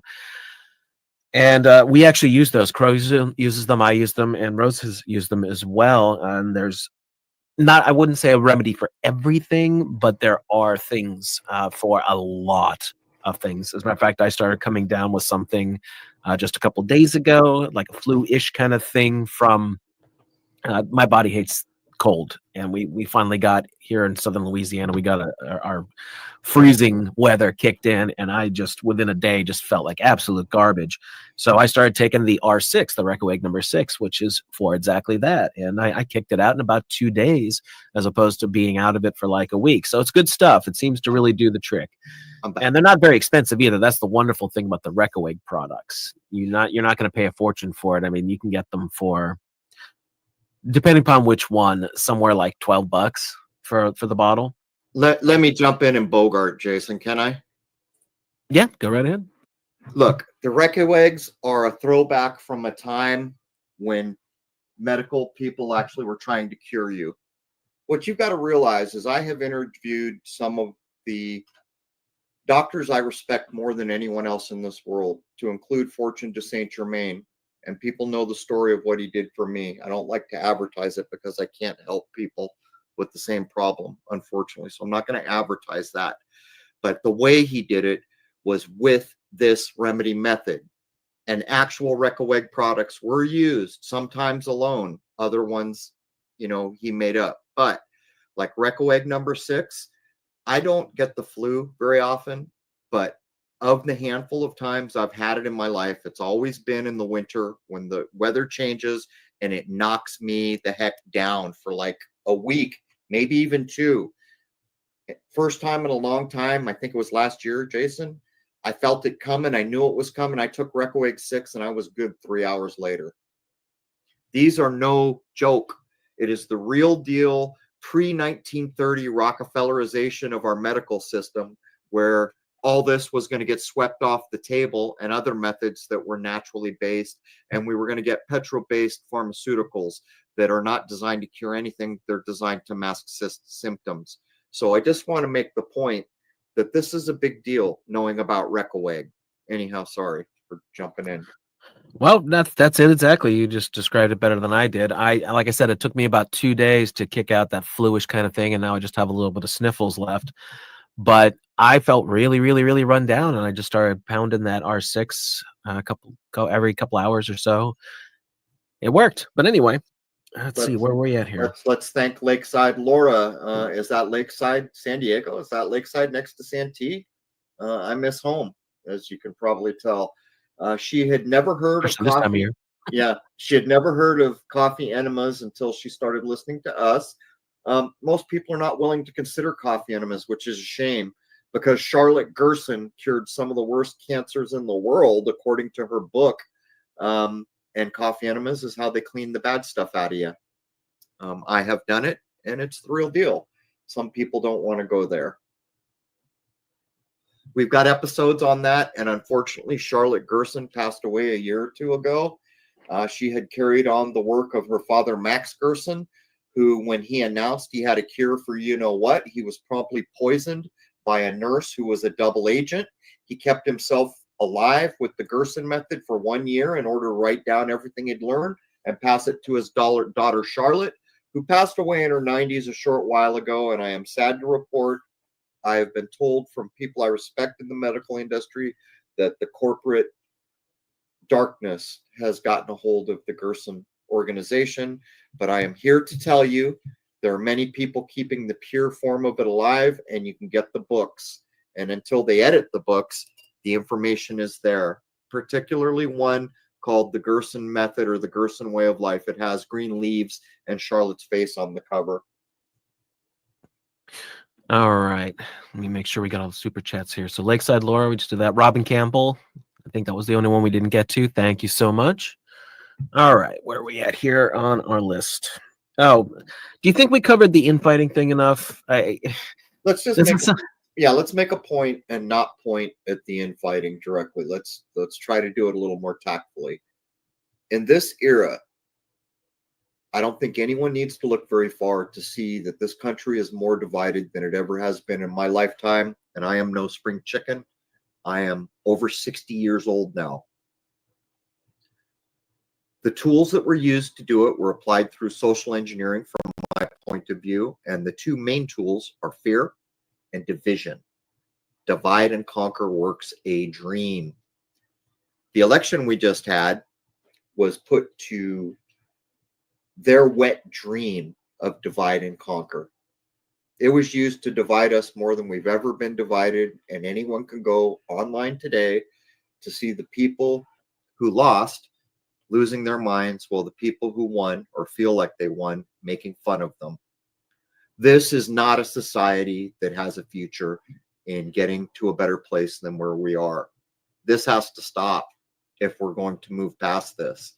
And the irony in all this is that I can prove it's social engineering. You know how? Because your vote didn't do a damn thing to choose the candidate or to seat them. Not one thing. You are not voting. You're being told who seats a president. We all learned it in grade school. The Electoral College does that. And what is the Electoral College? That's the system, folks. The founding fathers put it in place because they didn't feel like the common man was smart enough to choose the highest office, to be blunt. And I know a lot of people won't agree with that assessment. You don't have to, but what you do have to agree with is that your vote is not what seats a president. That is a fact. The Electoral College does that. So all these people losing their minds or gloating or kicking people while they're down are acting as if they had something to do with the outcome. And I'm here to tell you that's not the way it works. Anyhow, we got to come together. And for the last year or more, I've been pushing a thing that I think is as important as anything else I covered. And we've all heard of it. Most of us take it for granted or let it go in one way or out the other. It's called the Golden Rule. And it is named golden because it is golden. Maybe if everyone here took a minute later this evening or now to look up what the Golden Rule is and then think about how important it is and if they would like to employ it into their lifetime, that, in my view, could be the difference between this divided world that is being conquered that we currently exist in and a world where we learn how to care about each other. Because no matter how much you dislike someone, if you hurt them, they're going to be hurt. If you make them bleed, they're going to bleed. And they want what you want, most of them. They want a happy life. They want to be successful. They want their children to have a good life.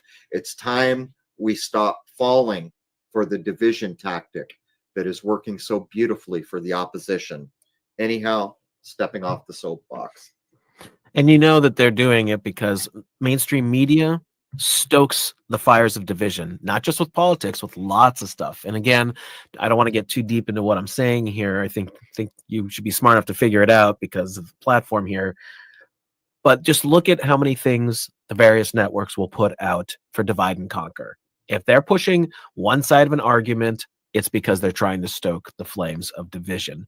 Don't believe it. They are under no obligation by law, mind you, to tell you the truth about anything. So keep that in mind whenever you might be silly enough to click on one of the major news networks. I call it the red blue mind virus. We have an episode. Rose will put it in the chat. That episode does my utmost best to free you from the red blue mind virus because it proves where the red and blue team came from, the left and right wings of the eagle, which is why there's never a third party. There cannot be a Ross Perot because there are only two wings on the eagle controlling you in that occulted system. And the people who made it up are the bankers. And I prove it by pulling a speech given in 1924 to the bankers of America by the governor of the Central Bank of England named Montague Norman or Norman Montague. And he flat out says in English in the speech, hey, all you bankers in America, now that we have the political parties in place, we can let the idiots fight amongst themselves about things that don't matter while we take over the world. Wake up if you want. You've been told. I know you've been told because I just told you and I gave you the episode that proves it with their own words. And I hope we're able to get beyond this because this divided country will have a hell of a time getting to a better place under the current conditions. All right. So we're going to take questions soon if anybody has any. But just so you folks know, the reason why we do the website, again, we present information that we hope is interesting, compelling, and helpful. But do your own diligence. People should listen to the episodes on the playlists and discern for themselves. We It's a don't. must. Yeah, absolutely. We're not saying that we're the authority. A lot of times, like, I write a lot of the episodes, and I can only present what I can find. So I do my best to check the information and then put it together in a logical presentation, and then Crow and I discuss it. But again, we can only present what's out there to be found. So that's the way we do things, and we do our best. And I think a lot of stuff is out there if you go looking for it. Some folks are better at finding it than others. But another thing is something that Crow and I noticed going back a few years. Major platforms are starting to make it difficult to find stuff in regular searches. So it's become more and more difficult to actually just find common information. And a lot of the platforms we used to use, I think, have been infiltrated and or manipulated in some way. So anyway, I just wanted to get through that. But All right. I think we're ready to move into some questions. I just noticed one way back in the day when I was trying to describe the lunar wave that I'd made a bunch of assumptions about that were not correct. I used the word hologram, which was a mistake, and that's on the record because I don't remove my old clips so everyone can see where I came from. In my view, it is not a holographic projection. In my view, it plays a role in our death somehow. In my view, you couldn't put a boot on it if you wanted. It's better described as a luminary or a light. That is my point of view. Just because I said it doesn't make it true. And you should always use your own God-given gifts to look into things, because there's a big difference between taking some time to try to know a thing or learn about a thing than simply listening to someone tell you. It's great to gather information because it gives you places to go and information to work with.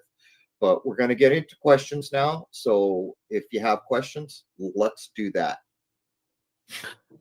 looks like there are some already collected from the website. So let's pull those up here.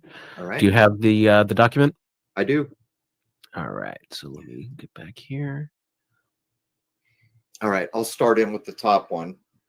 These are questions that we've already collected. Rose, I hope you're able to grab these because they're going by quicker than I can see. Crow mentioned our limiting visual UV and infrared spectrum. I would like to know if he has a way to see in those spectrums at close range. The close range thing, I mean, either you can see in those spectrums or you can't.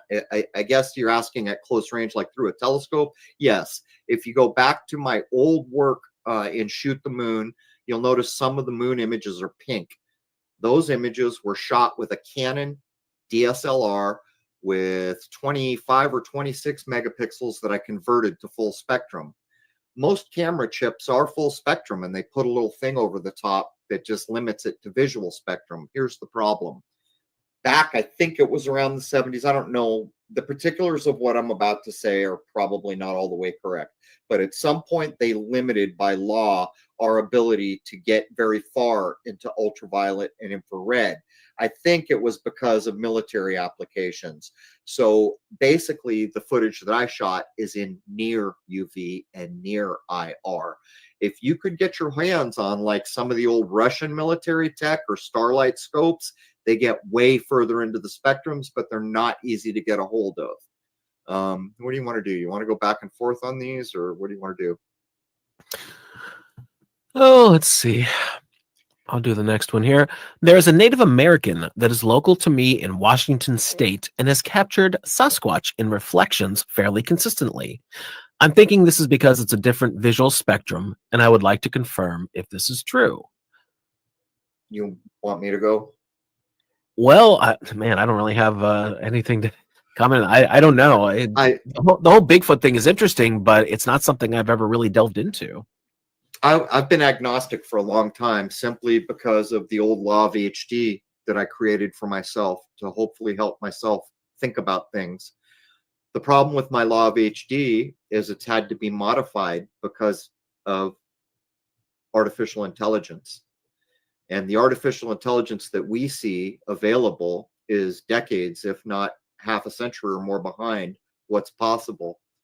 And so here's my problem. I said for a long time, if Sasquatch is real, why don't we have pictures? Well, lately, there have been a lot of pictures, haven't there? Well, one problem is our ability to have access to AI is pretty recent too. And most of that limits how long a clip can be to a few seconds, less than half a minute. I am agnostic, but in no way do I close the door on it. As a matter of fact, some very close friends of mine who are way more spiritually up the ladder than I will be assure me that they are real. And this is a throwback to what occurred in Atlantis with the messing of genes. So the answer is I have no direct experience, and I absolutely accept it's possible. For a long time, I had a problem that there wasn't footage all over the place. Recently, there's footage all over the place. But I'm not a fool. I also know that recently AI has come into the picture. Let me say this. The truth cannot be hidden forever. How about that? That's the best answer, maybe. Let's see. It is Please- said we Oh, go ahead. It is said we are in this physical reality to learn. What do you think you have learned being here? Well, that's a pretty open-ended question. I agree with the concept that we are here to learn. I think we're here to grow spiritually and keep moving up the spiritual ladder, as it were. Well, I learned what I think, not all the way, not as much as I hope before I have to leave here, but maybe I can say it this way. There's a silly movie, which I used to think was just a silly movie, and then I realized one day the message that's in it. It's called Groundhog Day. That's what I learned, what Bill Murray learns. There's so much encoded into that movie. He dies over and over and over. They just don't show it very much. He kills himself trying to get out. But guess what? He gets put right back until he learns to love his fellow man and woman, until he learns to be like a plant, to contribute, to have compassion, to add something of value, to quit judging. That movie encapsulates very well when you recognize finally what it's about. To me, that's what I needed to learn here, because when I was young, I was far from where I needed to be. And even now that I know, I'm still far from where I need to be. All right, let's see what else we got here. Does gender exist beyond the physical realm? That I would is very imagine. interesting to consider. Maybe not everywhere, but I've had people tell me who claim to know through higher spiritual abilities that at some levels above us there's no free will. And when I was first told that, I thought, well, who wants to go there? But then I got some explanation where you don't need it, because you know the truth of nature, and all you want to be is within that truth. And when you want to be within that truth, there's no need to decide to do something other than what is true and correct. I would imagine there's probably gender in other realms, maybe not all of them. All right, so the next one we have is on the live stream from 11/23/24, which is the only other live stream we've done. Crow said, if we all stand up for what is true, correct, and right, and respect the truths provided to us in nature, then a higher power will be at our disposal.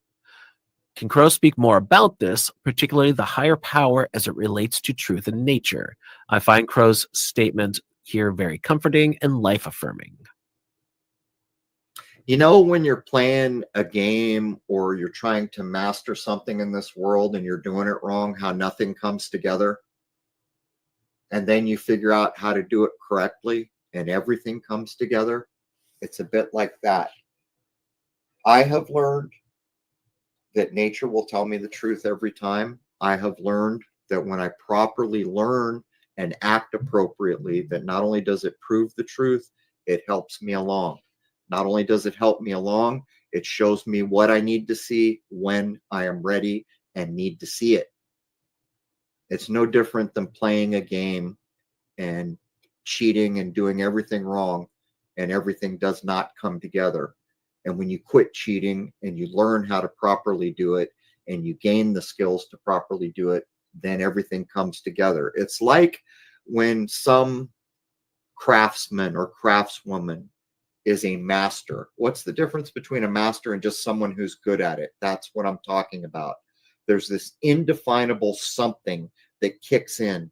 Like, think about those marble statues from forever ago where like there's a veil, like a Chantilly lace veil over a face of someone carved in marble. How is that possible? Well, that's what I'm talking about. It's possible because of that. Okay, next one is a telescope question. Have you tried getting the sun in focus on a day when there is a full, partial moon in the sky and tried slewing over it to see if focus changes? I'm not sure if you can do that with the Lunt and the Etalons. I can answer that in a better way. When I was in San Diego, there was a mountain called Mount Miguel, which is, I don't know, something like 3,000 feet tall, has a bunch of antennas on top of it. You can see it from all over the county. But when I was in Lemon Grove, I had a perfect shot of it. And they were chemtrailing so bad that I had a lot of trouble sometimes getting a good focus for the moon on my scope. So what I did is I learned that if I focused on the top of Mount Miguel, I could then swing over and be perfect focus on the moon. But here's the kicker. If I was on perfect focus on the moon, I could swing over to Saturn or Jupiter. Guess what? Perfect focus. That should answer your question. If everyone on Earth instantly knew with 100% certainty that there was an afterlife, would life as we know it change? Well, I think a lot of people would, they'd really have a different perspective on things.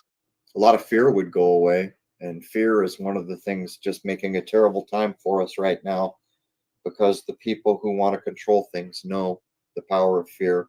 And here's the thing about fear. It doesn't exist.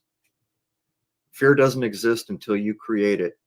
The book Dune did a very good job of framing what fear is. In the book Dune, they inform you fear is the mind killer. Now you know why the media and the powers that be use it, because they want to kill your mind and its ability to do successful things. Fear is one of the easiest things to use to control people. If it's true that the sun interfaces with another dimension like a converter, wouldn't that be supernatural, therefore impossible to comprehend or prove? I don't think so. I think maybe that's just an aspect of physics we don't understand. I mean, I get where you're coming from. Maybe for most of us it is impossible, but I would imagine that there are human beings that have reached a level that comprehend it fully.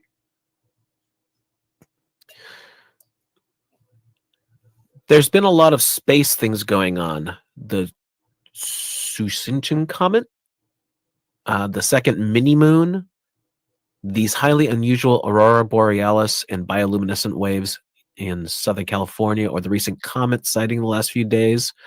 This is all, of course, being reported by the mainstream media. If any of those interest you, I'd love to hear your comments. The space agencies in this world are all in a club from my point of view. This is my personal point of view. The reason they exist is to control what you know and what you think about what's above your head, while you trust them to tell you honestly what's above your head. Here's the problem. Did we go to the moon? I imagine a lot of people out there are saying we sure did. That's your right. I'm also imagining a lot of other people have taken time to look in it and they realize, no, didn't happen. And the evidence is all over the place if you take the time. It just comes down to what you want to do and what you want to believe. Do you want to believe what you want to believe, or do you want to know the truth and are willing to throw aside things that you used to accept? This is the problem with belief. For some people, I'm one of them, once you believe in a thing, it's very hard to unbelieve it. That's why I went to work on myself to try to get beyond that. Here's the thing. You say there's a comet, you're not going to get away with it for very long, because people can go out and see. There are tons of amateur astronomers, and I'm one of them. If there's a comet, they're going to have pictures of it. They're there. The problem is, what is a comet? Tycho Brahe, it is my opinion, came the closest to telling the truth about the so-called solar system. He also had things to say about comets, but I think most of it was maybe lost or scurried away. Right now, there is a site of a man named Simon Schack who put together an interactive model based on Tycho Brahe's work. I don't agree with some of the things Simon says, but I truly appreciate the work he's put in to putting Tycho Brahe's information out there. From my point of view, Tycho Brahe told us the truth. He also spent his life observing when he was an aristocrat, and it was beneath aristocrats to do such trudge work. But here's the thing. His whipping boy, Kepler, he put him to work on math problems, but that man ended up either stealing or acquiring all his work, and then Copernicus and Kepler gave us the nonsense that we have now. I have on my wall in my office a piece of artwork from 1651 made by a Jesuit priest. Maybe Rose can go find a link or the name of it. And what it does is it encodes the truth. There is the hand of God above a scale, and it shows Tycho Brahe's work on a scale with Kepler and Copernicus's work, and Brahe's work is heavier, showing us that it is the true work. Down at the bottom, under the feet of everyone, is Ptolemy's work, which is completely error-ridden. What I'm telling you is that we got the whipping boy Kepler and Copernicus, and they knew damn well that Brahe had come much closer, if not outright, pretty accurately defined things. I hope Rose will be able to find a link so people can see that image. Here's the thing. Back in that day, not everyone was as educated in the classics, and you have to comprehend the 100 or 1,000-eyed Argus for one thing to comprehend what the image is showing. So they encoded it so that the educated people knew what it meant and others did not. So we got 2 more super chats here. Let's say hello to our very good friend Derek Condit. Thanks so much for the super chat. Mystical Wares, that is his store. He is such an amazingly cool dude. He's got so much stuff there, not the least of which is an amazing crystal offerings. He's the best. Yeah, and he gets into so much stuff. He's got numerous services he offers. So go to mysticalwares.com. Tell him Crow 777 sent you. There it is. Go see Derek Condit. He's a man who knows how to treat his fellow man and woman. That's a fact. But here is the image up. It's called the New Almagest or Almagest Nuovo. I think it's 1651. I'm reasonably certain it was a Jesuit priest who put it forward. There's the scale with the hand of God above it, showing you the truth. Tycho Brahe's work tips the scale. In other words, we live in a world where we deserve to know where we are, but we also live in a world where that's up to us to discover, because the people who were supposed to do it didn't tell us the truth. And James Frazier, thanks so much for the super chat. He's asking, will we have Eric Dollard back on again? We would love to. We went through a lot of stuff that Eric covers, so we don't want to just do a repeat. But yeah, we would love to have Eric back on. The man's an absolute treasure to this world. And yeah, I'd love to talk to him again. What about you? I need to gain at least 77 IQ points just to keep up. Definitely an interesting fellow. All right. Let's see where we at here. Whitney Webb. I see multiple people asking if we can have Whitney Webb on. I am very, very fond of the work that she does. However, a lot of what she deals with is crypto, and that's just not something we really get into on our show. Now, if it was a talk on just economic stuff, maybe that would be okay. It's a spiritually, I will never accept crypto. I've explained why, so we don't need to do that. Crow, what is the most important truth? For us here in this 3D material reality right now, the golden rule. Will we have Jay Widener back on? I like Jay very much, and he covers a lot of interesting topics. I would have no problem having him on again if we had something we wanted to specifically discuss with him. I wouldn't mind having Jay on just to talk about the film he just did, because I think the tack he took was a good one. It was about mind control, which is clearly on the table in the movie Clockwork Orange. He pulls it over to Kubrick's other work, The Shining. The Shining is clearly an affront to the man who wrote it, Stephen King. It's even shown in the movie where he changes the car colors, and the car that's supposed to be there is later shown crushed under a semi-truck in an accident. Yep. Kind of like the middle finger. I took your story and I'm telling it the way I want to, but I think he did a better, a bang-up job of showing the mind control elements that are probably going on. And with all this nastiness of this animalistic or even evil behavior that is coming to light that was going on in the music industry, it underscores what I would have been trying to say. The entertainment that we all love and accepted was not there for us to love and accept. That was not the main reason for it, which is what we thought it was. It was social engineering. And when you put someone like Puff Pity in charge of the music, what do you think that music's going to be about? A man who acts like that, who does those supposed alleged things. I'm just here to tell you that this mind control thread, it's out there and it's horrendous. It's even hard to imagine that we live in a world where that kind of thing can go on. But I guess to cut to the chase, I would like to talk with Mr. Widener about his latest work. And he covers a lot of interesting stuff, not the least of which is he's actually done a lot of archaeological work, and he gets into a lot of cool stuff. He's into the cathedrals too. So, what is the link to the supplement site? I'm assuming they are referring to Clive DeCarl, and maybe Rose can just drop that in the chat again. She's got it up on the sponsored page of the website that Rose just clicked. Are all the things that we found that are useful. And we've done the best we can, but some of the quality things have a price tag. Most of them are not exorbitant, but some of them do have a price tag. We get discounts where we can and when we can, but a day doesn't go by when I'm not using Clive's magnesium. There's just a number of things. A day doesn't go by. These are useful things. Yeah, and Clive stuff, some of it's pricey. I mean, it just is what it is because stuff costs money. And It's handmade. It's handmade. Yeah, I mean, and put together. It's the thing I want to say about Clive's stuff that's so good is a lot of it started because he had his own problems. Like, he's not just some dude out there hawking supplements for every little thing under the sun that he can come up with. He had issues and he addressed them, found out that he had to address them through supplementation that he was lacking in his own body.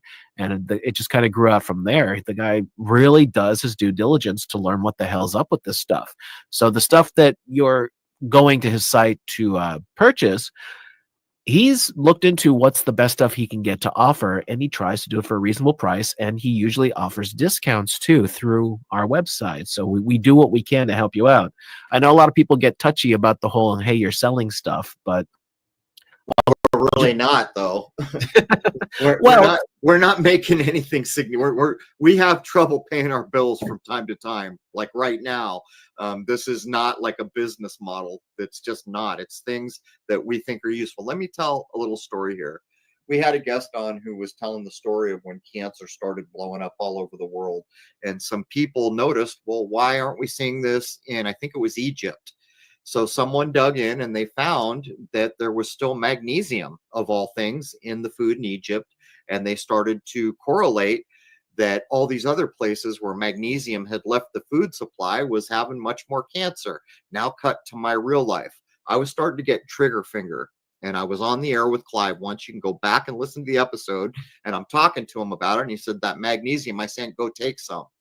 So I took it on the air, and he said, go take more, take the vitamin C. Within 30 minutes, my trigger finger was not cured, but it was much better. Well, year or two later, I've got full-on arthritis coming on my hands, and it's getting bad. I take magnesium, a B complex niacin, and a B or something like that. I don't have arthritis anymore, just from supplements. And I used to think that supplements were nonsense. A day doesn't go by when I don't take the magnesium, the Lugol's iodine, the niacin, B complex. And like I said, I don't have arthritis. And this is what drives me crazy. You know how many people in the world have arthritis and they go to a doctor and they still have arthritis? Well, I talked to a guy on my podcast and I don't. That's what drives me crazy. the lack of information and the dishonesty based on greed or whatever. Yeah, I like what Clive does. All right, let me see here. Where are we at? Crow, what episode is the banker episode mentioned? The red blue playlist. Okay, so I think we've covered all that, right? Rose put it up. Okay.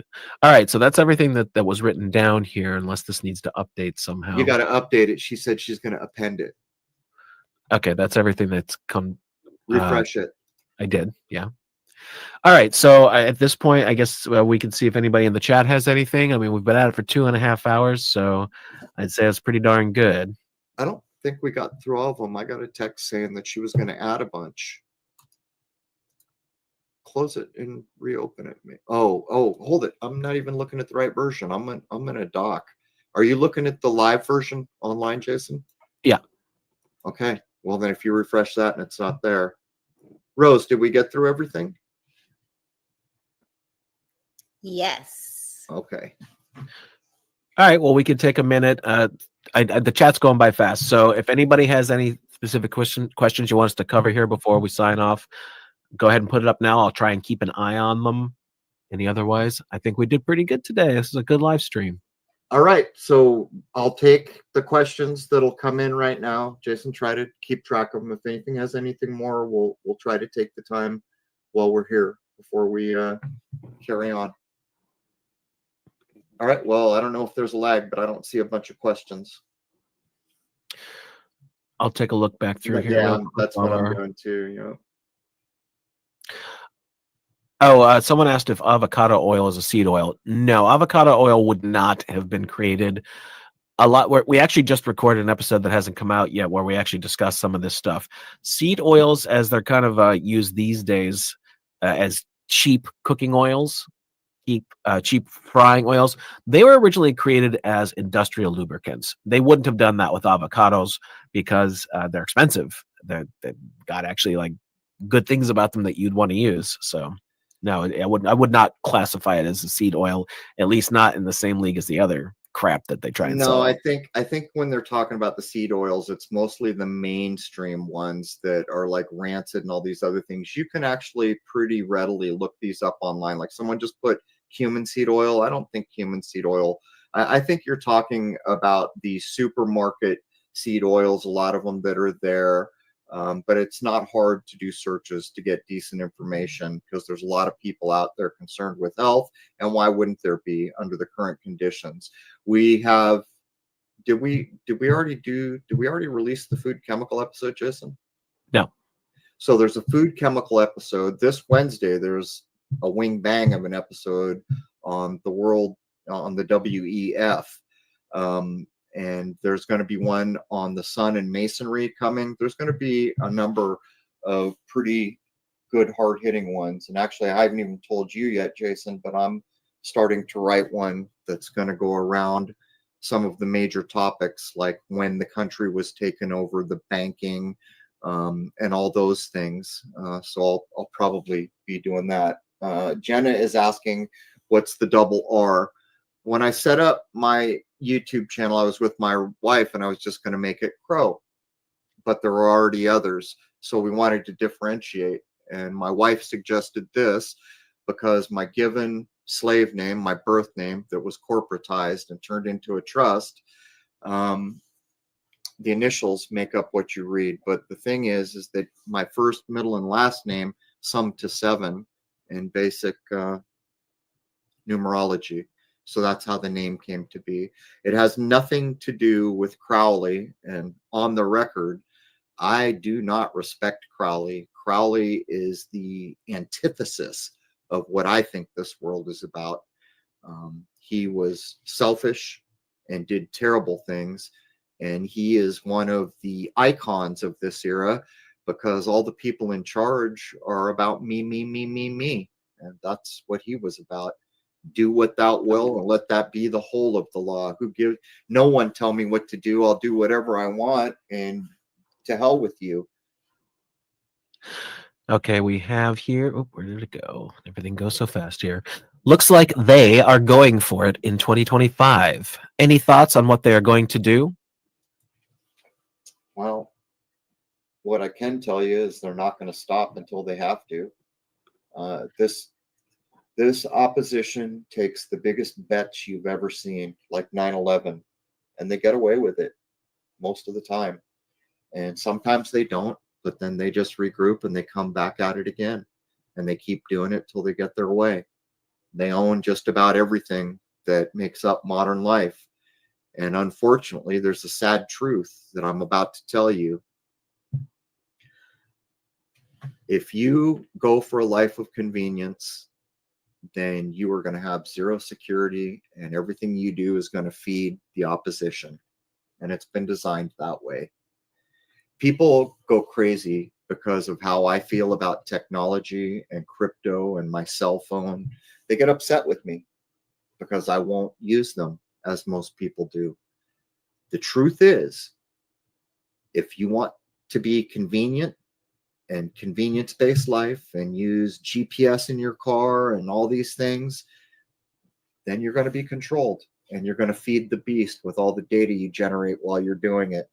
God forbid we ever go to digital currency, because on the day that that happens, we will have lost more freedom than any other time I'm aware of in human history. Everything will be tracked and controlled, every purchase everywhere, and there will be a record of it. And the AI we see is a small fraction of what's possible with the AI that exists in this world. So, it's hard for me to explain to people that you don't need GPS. But yeah, I know that's true because I was live in the 70s and 80s. We didn't have it. We got where we were going. I don't use it now. My car doesn't have GPS. My phone is never plugged in for maps and GPS. I do it old school. I don't use my phone to search the web. I do not have apps on my web. I send a few texts to a few people, and I make a few phone calls to a few people. That is it. That's where we're at. And the entirety of this digital world was put together for one reason, for the bid for world control that's now going on. So the next episode is going to be coming out where we break down stuff from the WEF and some of the main players they're involved with it. We'll actually answer some of that question of what's coming, not just 2025, but what they're trying to do. The WEF, in my opinion, and I'm pretty sure you share this opinion, is really just lipstick on the pig, new lipstick on the pig of the New World Order concept. That's my opinion. I'm pretty sure you agree with that. They're just trying to do it in a little more sneaky and clever way about their whole world takeover crap. Look what happened with free speech. When I was growing up, not only did everyone expect free speech, they demanded free speech in the public forum. Well, somewhere along the line, the public forum became the online forum. Somewhere along the line, corporations took control of that. So everyone said, but we've got free speech and I've got the rules and the laws to prove it. And they went back and looked, and every one of them said your government cannot infringe. These are corporations. It's sad that your government's a corporation. But the point is, free speech is the exact example you need to see, because that's what's going to be done with everyone. What does some foreign corporation in Switzerland have the right to make any rule about how I live my life? And this is how it's going. The same way corporations have decimated free speech in the new public forum online is exactly what they're going to do with every other law in this world, if they can, if they are allowed to get away with it. And by the way, I've been told by people in the know that they're going to put Noahide law in place to subvert every country's so-called legal meshwork, standing, whatever, foundations. We'll see. But if everyone in this world began to employ the golden rule and truly decided to accept what they think is true, correct, and right, we'd be living in a much different place. It is my estimation that 100 years from now, the human consciousness will be that much further down the line, and we will be headed for a world that is almost magical and beautiful beyond what we comprehend now. But guess what? We got some very dark things to deal with before we get there. And they are not nice, and they are seemingly don't even act like they're human sometimes. All right, I saw someone mention something about coconut oil and why you had been giving it to your mom and all that. Coconut oil has what's called healthy fats. Avocado is another good example of this. It's good for your brain. Your brain needs that stuff. My That's really dog gets it. yeah. Like- That's really what it comes down to. Yeah, I make fresh food for my dog. He's a Shiba Inu every night. As a matter of fact, he's in the front of the solar videos watching a solar flare. And every 2 or 3 nights, I take a spoon of solidified room temperature coconut oil, pure, cold pressed, organic, and I put a little bit off to the side of his food so he can eat it if he wants and won't if he doesn't. Some nights, not very often, he doesn't eat it, but most nights he goes to it first. And my dog is an Olympian. You can ask people who have seen him. He's gorgeously healthy and beautiful and smart beyond imagination for a dog. And it all comes down to we are what we eat. So I think we got through most of everything. Do you see anything else, Jason? No, I think we're good. The next couple episodes coming out are they're bangers, man. It's all stuff that I heavily researched, and Crow and I definitely just debate them in.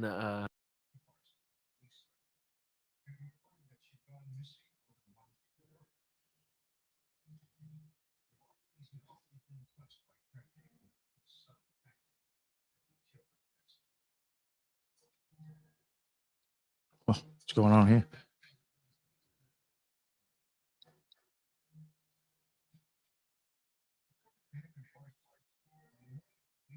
Can you hear me?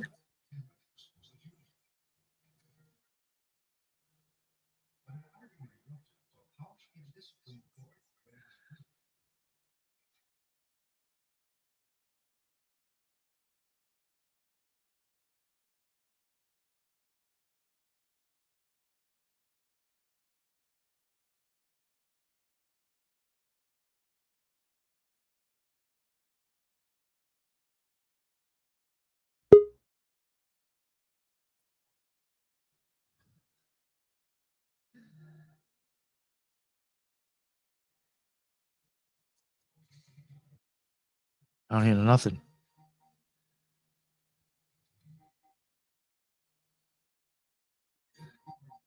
Yeah, actually, tell you the truth, even on your own YouTube, I can't even hear you. Maybe went over to there.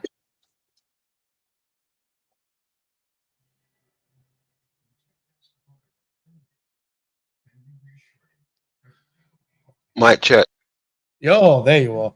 There you go. Hey, wow. Check. I don't know what was happening. Don't know what happened. That was strange. Happens to the best of us, man. Yes, sir. There you go. You, my man. Good, good. How are you?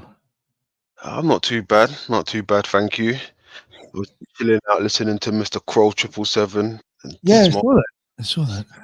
Mm-hmm. Some interesting thoughts he was putting out there. Was he talking about the coffee enema? I think I caught that.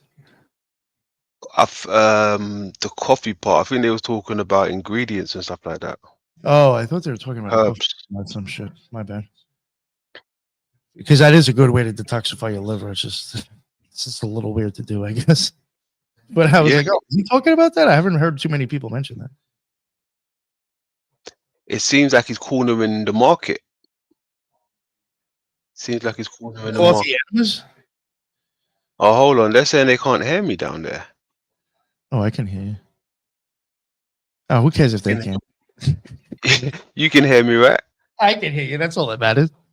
What the hell's going on? They could just like try to guess what you're saying based off of my answers. Oh, okay, I think they can It's now. almost like Jeopardy. They can. Yes, there you go. That was wild. I'd been going for a second. Mm. Mm.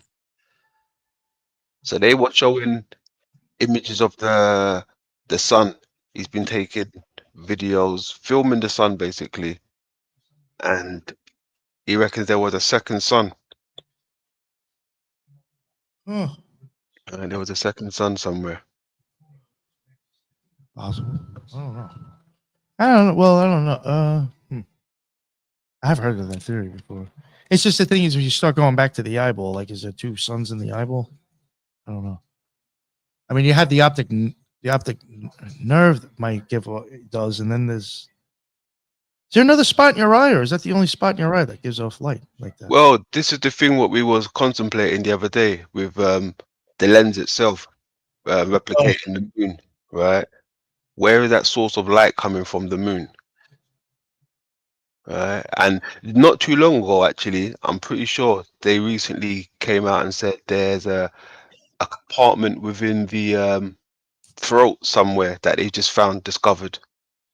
Right, type of muscle or something with the human anatomy that they were just aware of recently, right? They discovered it, right? I thought that was pretty profound to come out and say that, Yeah. you know, just discovering it now, you know. So what else are they liable to come out in the future and say, oh, we just discovered this with the human body? You understand? Maybe that's something they're not telling us yet, you know, with the emission theory. Emitting light from the eyes, having its own source of light, other than the optic disc, the lens itself.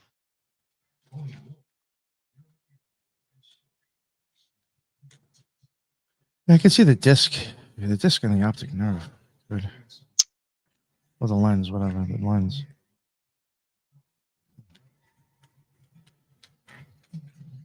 Yeah, I mean, because That's interesting with the throat, though. oh yeah, Like yeah. imagine like there was things about that like hundreds of years ago, like in occult science, and like now they're rediscovering it now. You know what I'm saying? Could be weird. Mhm. You know, or like, do they even know more about the eyes in the 1600s than they do now? Yes, yes, exactly. I think there's information withheld on all levels when it comes to the human anatomy and you know, the dietary, everything, because they can't give us all this information. Otherwise, we wouldn't need them. We take care of ourselves, right? And that's what they don't want us to do. Take care of ourselves. So they leave out the parts that's vital that we probably should know about our own body, right? What compartments are there, hidden compartments and all of that. You know, like when you buy a new car, you got hidden compartment. You're like, what? I didn't know that was there. Like, it's the miracle after all, right? They're not gonna tell us everything. We're gonna find out things once we start getting on the road and moving. We're gonna find out things for ourselves. Right, that's one analogy where I see it. The withholding stuff, vital information. I think so. I agree on that.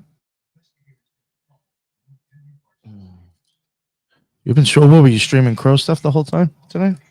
Yeah, yeah. I took a gamble because Crow normally he's always on point when it comes to certain things.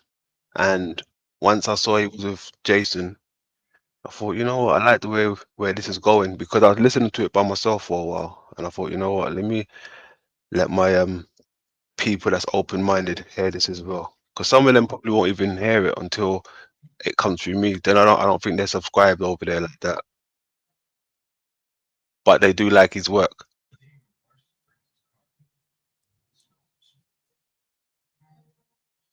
Oh, yeah.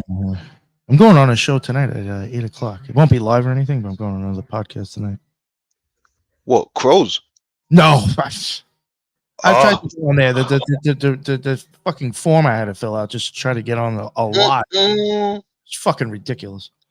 I like legit even said, I was like, why don't you just go look at my YouTube and see the things that I've covered and you get an idea of like what I can talk about. Oh, I ain't got the time for that. Oh, I ain't got time to fill this out. Yeah. Like I'm not trying to be a dick. I've been doing this for a while and people know who I am. I really got to like come to you with like fucking credentials. You should know who the fuck I am already. And you do. That's it. Like you do. And like you still be giving me a problem. Come on. That's it. Yeah. So I was just like, no, but I mean, I would have them on if they want. I mean, I would go on their show if they let me. It's just I just did not want to. I didn't want to go through all that. I don't know if you know what I'm talking about. If maybe you've asked and they sent you the same thing. It was like no. Yeah, it was I like can really imagine, but I understand though. Questions. hmm Yeah, that sounds wild. I mean, like not for nothing. I wouldn't be around for 4 years if nobody's listening to me. I'm not that dumb. I wouldn't keep doing what I'm doing if I'm like losing fucking people listening to me. mhm, Like, I'm not like no one. I just that's thought, it. I was just like, yo, real. It just goes to show people. Part of my own ego too, though, because I didn't want to fill it out. But whatever. I just thought it was like a little much. I could understand if I was just like, if they were like, I would never even heard who the fuck you are. Like they know who I was. Yeah. It's like you're coming into someone's house and you Like got if- to flex their ID, yeah. Like if Smith hit them up. Oh, yeah. You hit him with all those questions. You can't even answer these, and he won't even respond. Yeah. Yeah. Yeah. Facts. But it's like Yeah. I could have answered all of them if I wanted to, and I don't think you know what I'm saying. Like I could have actually just filled it out, but I just didn't. But you know what I'm saying? Yeah. Like, that definitely probably deter Smith. Yeah. Yeah, you know the vibe. You know the vibe. Yes, sir. Even sending that out, kind of being like a bullshit detector or sniffer too. You know what I'm saying? Or like in a sense, like you're gonna get a complete like troll or asshole gonna go through filling out all those questions to come on. Like unless you're really crazy or determined. Yeah, for real. Those little questions should be for the trolls who's not known, right? If you're established, come through, pull up. Yeah, right. It's not like I Yeah. would have done that to them. I would have been like, "Holy shit, I know who you are." Sure. Mm, I just exactly. thought that was weird. Exactly. Like basically, it's because I see it like this, right? The stuff that he's kicking, you're doing the same stuff. So it's like he's missing out on something that could be brilliant just by a Q&A, you know? There has been some things that I've seen that they've covered, and I would be like, like if we actually did that, like if I had them on my show to talk about it, or I went on their show, I was like, it'd probably be really fucking good. Mm, Like this is so stupid. Like that's enough. that's That's what I was thinking. I'm like, really? Like we're gonna keep our 2 shows away from working with each other over a fucking questionnaire? Yeah. Why? That's it. Exactly.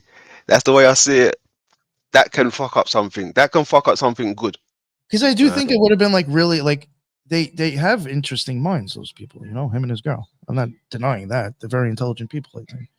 So like why give up like that conversation of having like a bunch of people like some sort of intelligence actually having a conversation? I don't know. Yeah. I know. It's just bit yeah.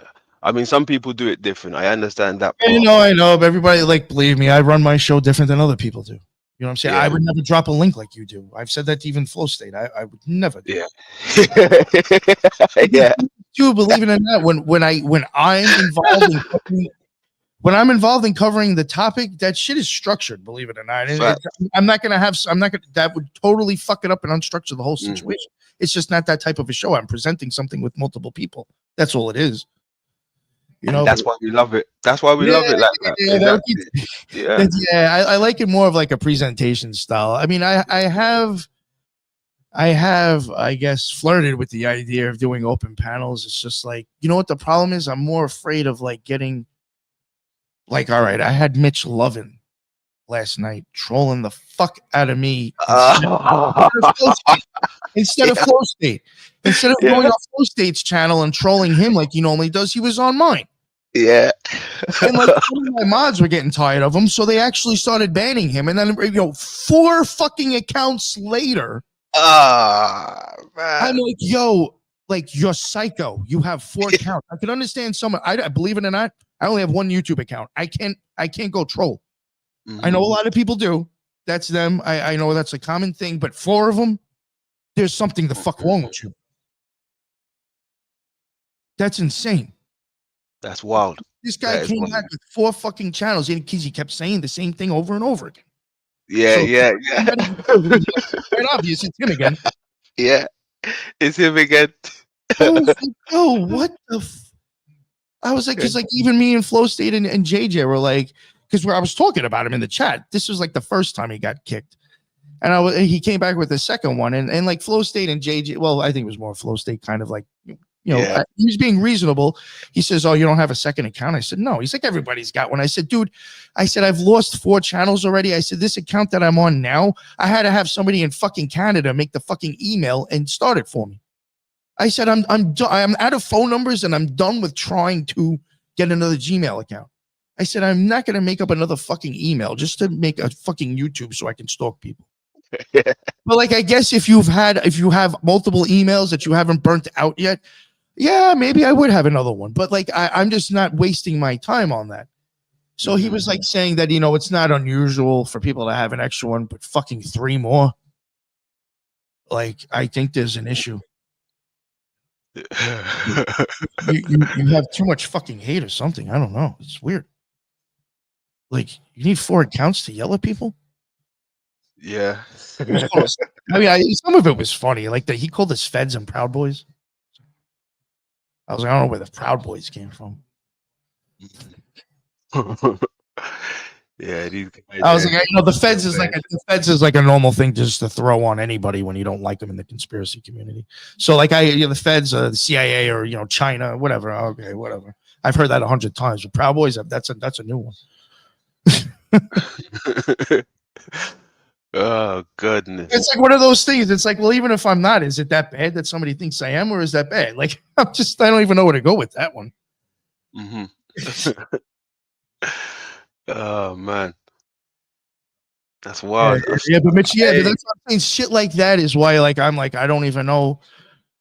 I was on my friend Clint does, like, he'll drop the link in the chat, and he's like more of like a cult. Well, he thinks he's in a cult channel, is what it is.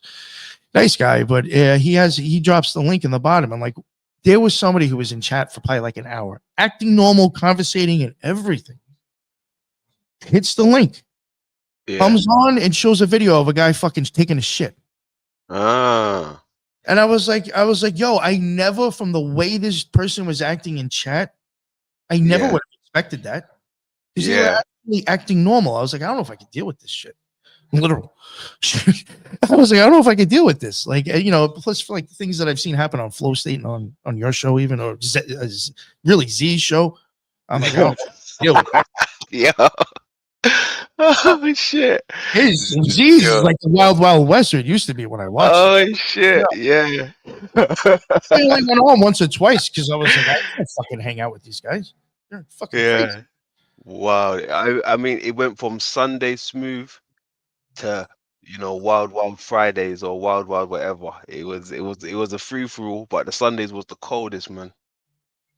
That was the best. Yeah, he would actually like play music and shit too, right? Yes, I think he would start off with some music and stuff. Correct. I remember there was one day that was formatted differently than all the other ones, and I did think that one was better. I think it was because he had like less people on, or he didn't have anybody on. Maybe I can't remember what it was. I just remember, yeah, it might be the same day you're talking about. It was a little bit of different format than all the other days. I actually thought that one was better. Yeah, that was brilliant those days. The Sunday, very smooth. I told him he should consider doing that again, but you know, he's I don't know, he's doing some other stuff now. But hopefully he picks that back up again, because that would be cool. I think the last time I stopped watching him, he was main beef. It was like Aluma Tommy. Oh goodness! And then I go over to Flow State and see he's having an issue with the same guy. Oh yeah, that's him. That's Illuminati. I'm like, yo, not for nothing. If you're this illuminated, why the fuck are you arguing with everybody on fucking the internet? Like, you wouldn't be. He loves it. Like, I don't understand how, like, if you're actually enlightened, you're the way even the character. Let's say it's a character you're making up. He may not even really be like that. Maybe he just puts on a character. A lot of people do that too. It doesn't match what you're preaching about. You can't be that hateful, but then say, like, it's a total contradiction to me. Yeah. It just makes no sense. YouTube is full of them. Full of them. I got people crying, calling my name out still, crying. London this, London that. Wow. It's like, grow up, man. That shit blows my mind when I came across shit like that on YouTube. Because, like, in the conspiracy and the occult community, you know, the normal areas that I'm associated with, I mean, this shit's just I don't think they could handle this. To be totally honest with you. Mm. They couldn't handle they'd be fucking bucking shots all over the place. Because I've made like small little innuendos about certain things. The motherfuckers got crazy about it. I got like blacklisted, blackballed. Believe it or not, there's like certain shows I could never go on because of having a certain opinion about one podcast literally has probably cut me off from half the fucking community. That's how fucked up it is. That's how brainwashed they are. And like, so like if you had these types of people that were like nonstop, holy fuck, they'd probably lose their minds. They'd either start murking people or I don't know what the fuck they do. They'd probably stop podcasting. I don't know. I don't think they couldn't handle the type of shit you guys deal with. Totally different category of shows, man. It is. It is. It's wild. It is. When we drop that link, we're putting ourselves in some hot water. No, yeah, you have no idea what you're dealing with. Mm. It's and you know, going live or even podcasting for me is like stressful enough to start throwing in like uncertainties now. It's like, yeah. or it's like I can have a script. Believe it or not, for a lot of shows when I do my own presentations, I literally have a script. We'll have 13 to like 16 pages for one episode. If I bring somebody on that like that, what if I never get through my script and that's gonna fuck me all up? Like, unfortunately, because I've set myself in that system of a script that could just totally screw me up. You know what I'm saying? So it would be I give you guys a lot of credit. Like I couldn't do it like you guys do. Yeah, sometimes it's like, I mean, it works out real well though. Like I have seen, like sometimes you guys have like great talks. It's not always crazy, but like to me, I would just that part of it. I love that part of it, right? I love that part of it. But even that part of it, sometimes it begins to fizzle out. You can see who's interested in the conversation and who's not really, right? So even that sometimes it becomes like, do I even really want to be doing this? Because I was even watching, what's his name, Jason and Crow, and I was watching their little setup, right, and how they got their little website and everything, and they got their work, right, what they're promoting, but it's it's behind like a paywall type shit, right? I was even considering Say that again. Do you know I have a website? No. Yeah, I have to give it to you. Everything's free on it. There's a lot of information. And there's like multiple contributors. It's not even so much me. There's extra people that have all put stuff on there. I got to give it to you. You probably you and some of your listeners might actually really get something out of that site. Mm-hmm. Yeah. I mean, there's podcasts on there too. Yeah. Yeah, I got stuff on there from like old books, there's books, like there's old grimoires that I've gone and take pictures of myself and I put them on. Like I went to the library over by Yale. I'm like, there's like, Heinrich Kuhnroth shit, like stuff from like the 1200s. They're like, I literally went and had the book in front of me and I took the fucking pictures in the video. And I'm not to brag. It's by far better than those fucking PDFs they show you online. Like you can actually see the art. Like there's shit, in my opinion, in Heinrich Kuhnroth's emblems, you will not see it online. Like you'll see it online. Like you'll be like, I would have never have noticed that little bird was there because you don't see it there. Like you're missing shit. So like not to brag, like there is like some decent stuff on there. There's old occultists from like the past and stuff that you can learn about. Like, some saints that were open occultists, which I find interesting. Just there's tons of like informational shit on there. I'll give you the link. I just, what it is? I always forget to fucking push it. And normally, Lisa normally does because I forget. Oh, yes. In school. So I guess due to that, it just really hasn't gotten promoted too much. I'll send it to you in the private chat. You can check it out. I think you'll dig it, dude. I even have like some gematria stuff on there, I think. Like weird shit where it's like I went and like did the Hebrew and the simple in English on like all the parts of your eye. Yeah. Yeah, like I have a section of that where it's like all these fucking parts of your eyeball and like. Do you mind if I share it? Like with the audio? Yeah, sure.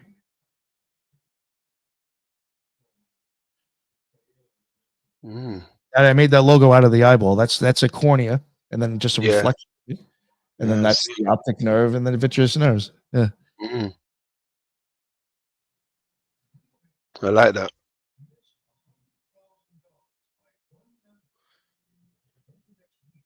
Hidden connections and unveiling untapped knowledge. Yes, sir.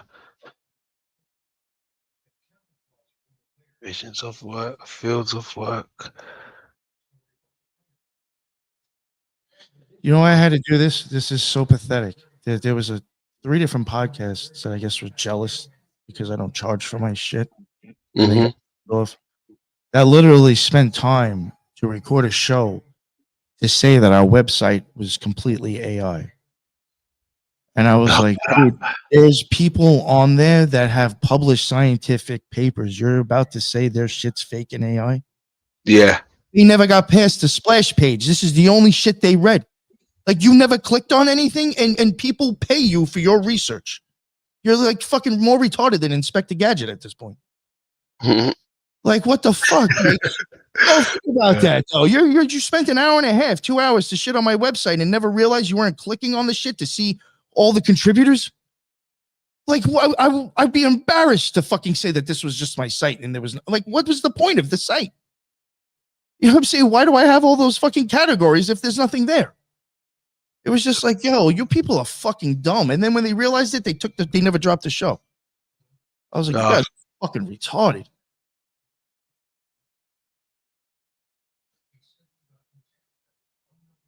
Yeah, I like this little setup here, bro. This is nice.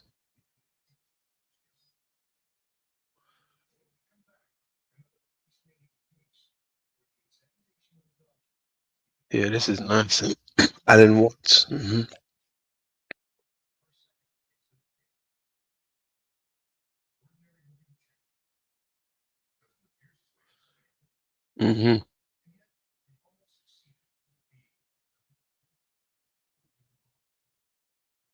Yeah, dope, dope. I like this. Go up to the top and then like I'll show you that there's a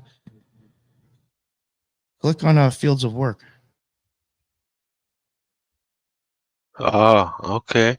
Go to grimoires and manuscripts. Go to that one. And then go down. What some manuscripts? Nice. See, like they never got to this part. Like they never clicked on the contributors. So like click on Nick and like you'll see the stuff that I have there.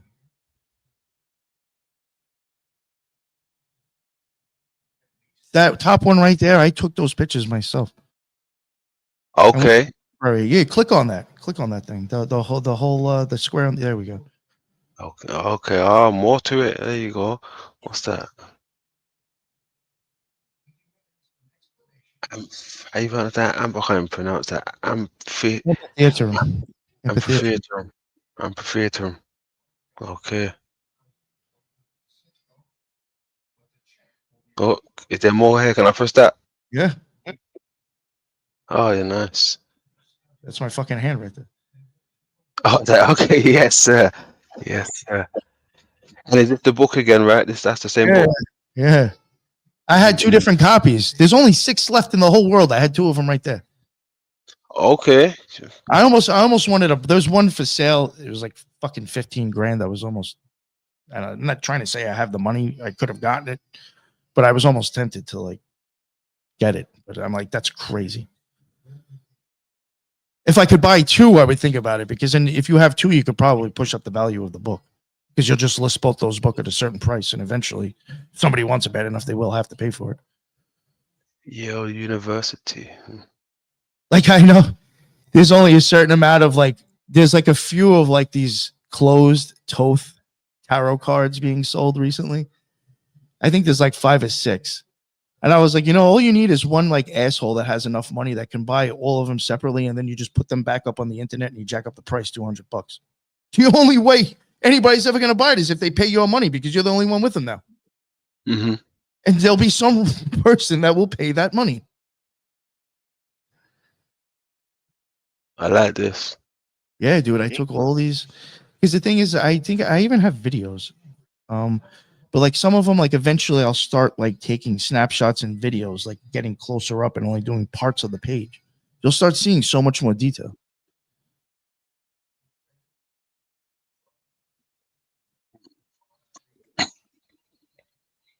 This one.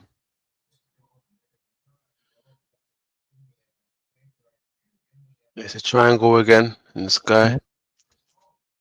It's opening the halo. There's that hand. Yeah, exactly. Exactly. The hidden hand.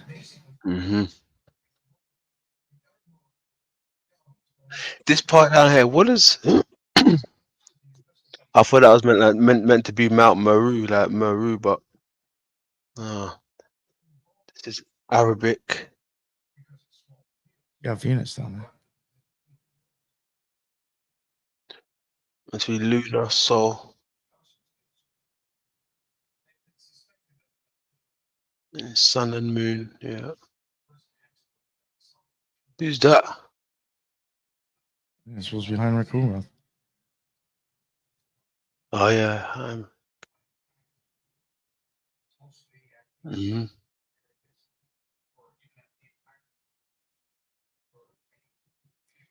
Got the compass square. Dog with him. Find that The dog. interesting. Yeah. That's probably for the dog star. Could be, yeah. Or God. Mhm.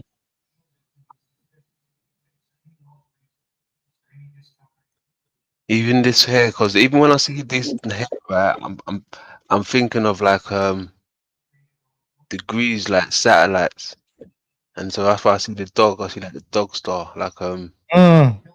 You know what I find interesting? Look at his hand on his jacket. Is he got one of his fingers fucking tucked in? It is like it's tucked in there. Yeah. What's that? A key or something?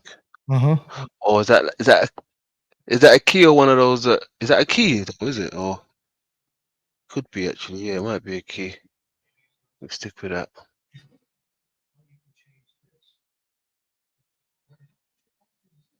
I thought it was like one of those little lenses at first, what you look through, but it's more like a key.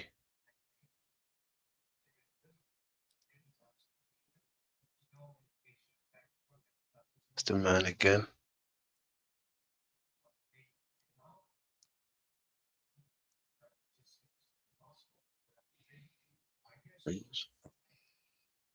What happened?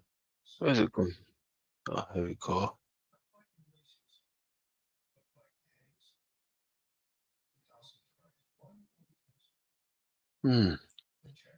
Where is this meant to be?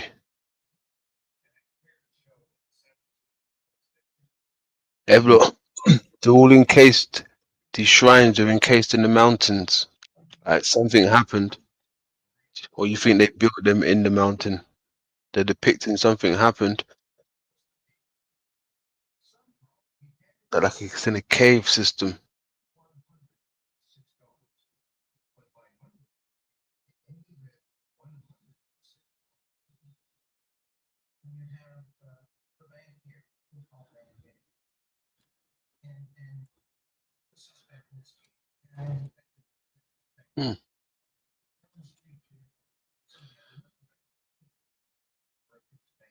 They seem to be living in tranquility. There's no warring. You know, sometimes when you look into the back of a picture, you can see people fighting or dying or something. Yeah. Yeah, it seems kind of cool. Like he's bringing out something there in the wheelbarrow. He's working wheelbarrow man again. Got food. Got the chickens. Got the little dog. People fishing. Someone's praying. What is this island? This is probably meant to be like a continent or something. Or island, hidden island.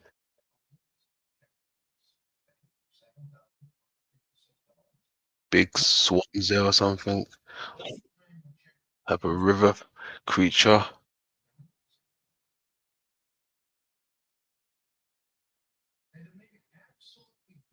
What is this? Oh, someone sitting down on the riverside.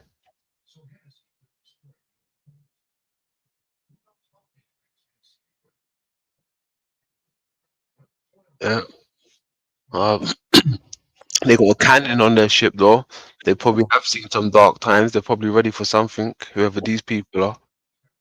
And they're soldiers. Is that soldiers behind shields? Oh shit. What is that? That looks like shields or something. Might be, might not be, but that definitely looked like a cannon right on the front end. Type of gun. You see that one right there? It does look, yeah, it's a cannon. Mm-hmm. Yeah, no type of war happening. It seems pretty cool, chilled out. Yeah.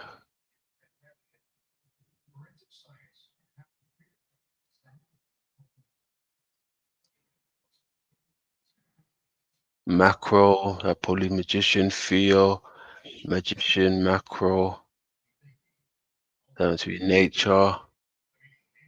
Oops. Oh, what happened there? What the fuck?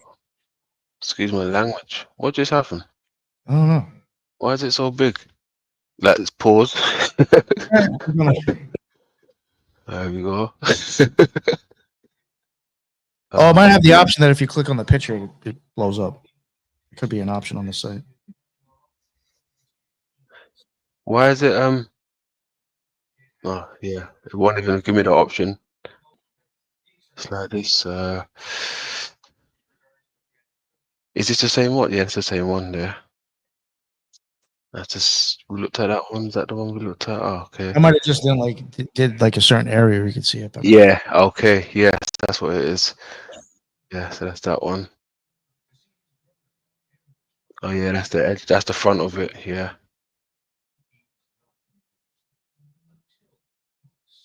That's more over the side, yeah.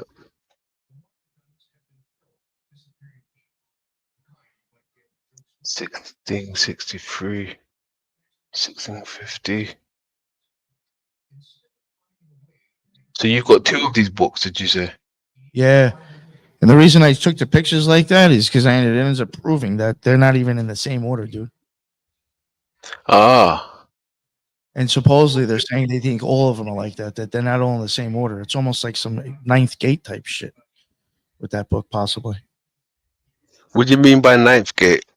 That was a book where there was like 3 books and you needed like all 3 of them to actually piece together the right emblems.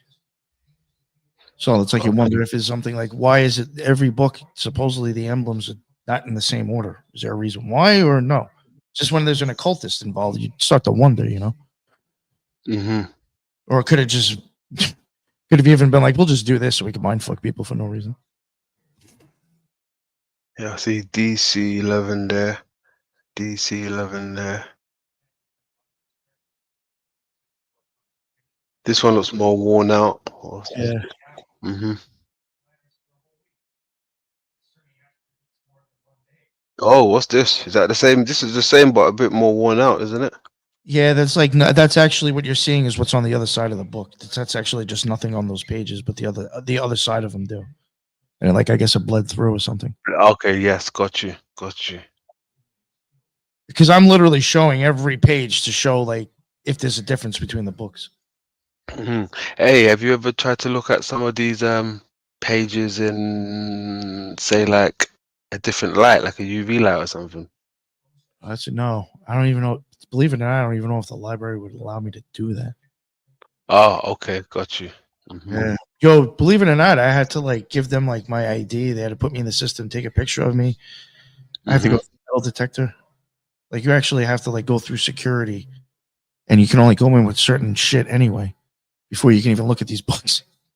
Oh, top notch. yeah, man. You actually have to like, yeah, like you. But you know what I found that was weird? I had like a little Panasonic camera. You can't bring that in. I said, why? They're like, people might think that you're filming them, and they feel uncomfortable. I said, can I use my phone? I said, yeah. They said, yeah, and I was like, so like I could be filming them with my phone. They're Yeah. like, you'll be holding the phone a certain way. I said, I'll be holding them if I'm filming. Yeah. I said, if I'm filming the book, it's going to be like this. I said, I said, I don't understand the difference. My phone's going to be facing down if I'm filming the book, and my camera's going to be facing down if I'm filming the book. Either one of them going the other direction, they'll know if I'm filming something besides the book. I'm just like, where are we going with this? Like, it's fucking weird. So I was like, whatever, you set the rules, but I was trying to make a point.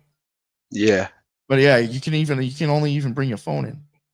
I wanted to try to get this like a thing where you can wear it and actually hold your phone, but it kind of hangs. But because after a while trying to film this shit, believe it or not, your hand will start to shake. And it's like, that's pointless now for me to do video, and it could even fuck up the pictures. Believe it or not, with these 2 books, I was probably there for over 2 hours. Okay. Take all these pictures and everything. It takes a minute. Yeah. After a while, your hands. So like, but there's things where you can actually hold it to where it will hold the camera, like hold your phone like a thing, and it'll kind of like, so you could just keep doing shit. I guarantee you, they probably won't even allow you to use that because you might drop the phone. I don't know. It might break. The phone could fall in the book. Oh, what the fuck? Yeah, like they're that particular.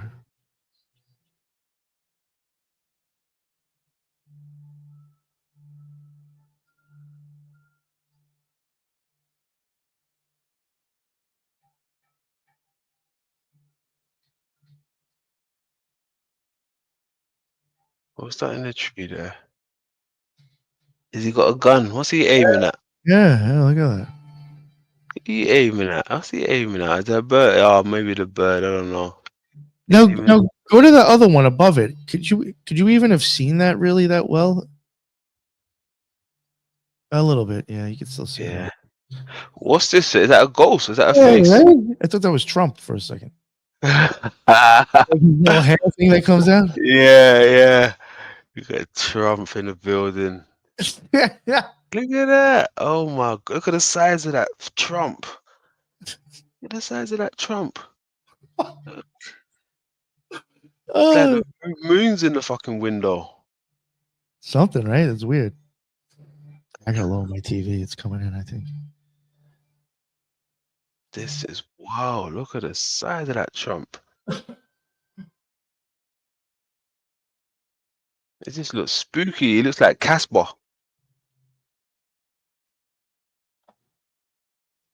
Casper in the building. Yeah, she look like Casper.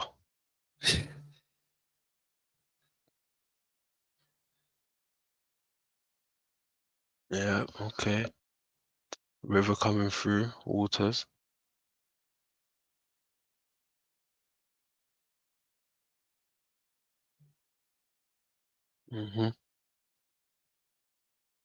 What's that? A fox? Must be a fox. That look like a serpent there. Could be wrong. That look like an owl. Hidden right there. Definitely an owl right there. Right? Right there. Good eyebrow.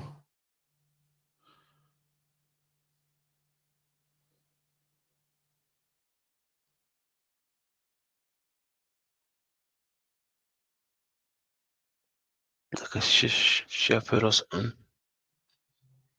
Oh, they captured the sun in this one. Right there, yeah.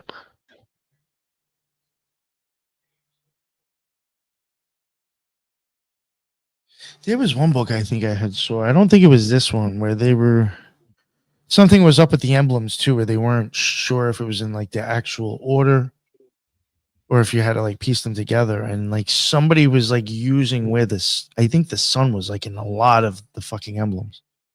So I think they actually like did them together, like in how the sun would pass through the sky, and just suggesting that's how you would actually put them in order. I was like, wow, I never would have thought of doing. Have you ever tried to decode these words? You know what they say? You know what? The podcast, this episode, I think we did 2 parts on this. Eventually, we're going to cover the emblems with Mario. Mario from Symbolic Studies, 7 Degrees of Wisdom was going to come on, and Lisa and me were going to try to talk about the not so much, maybe a few of the square ones, but there's the discs we were going to cover.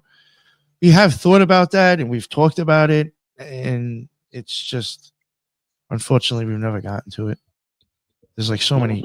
There's so many shows that we haven't even done. That's like, unfortunately, like literally is done. Like, I have like shows that are typed out and everything's ready to go and just hasn't gotten done. It's so something like this eventually will get done, but probably not anytime soon.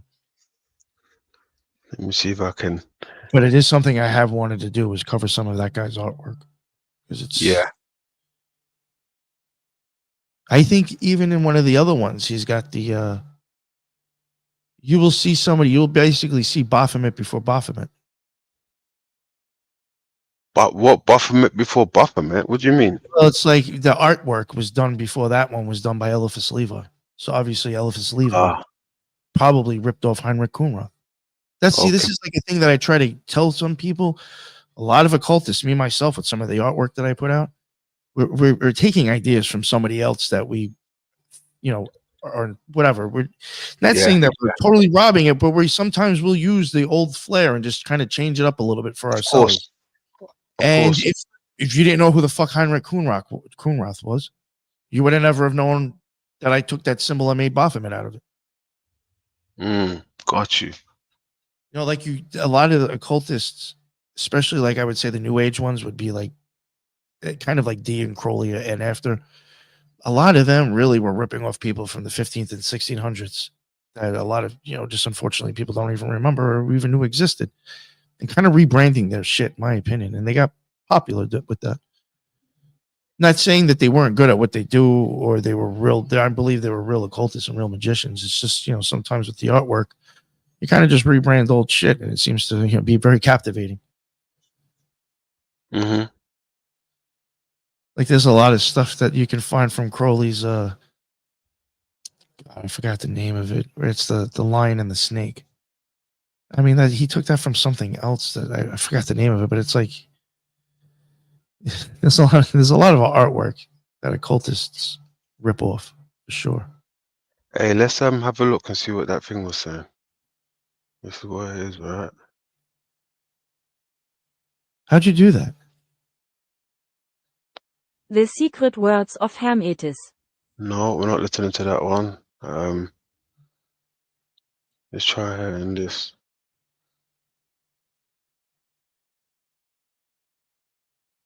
Oh, it's not playing.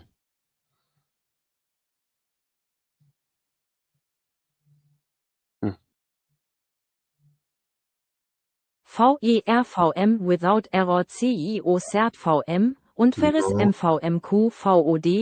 no.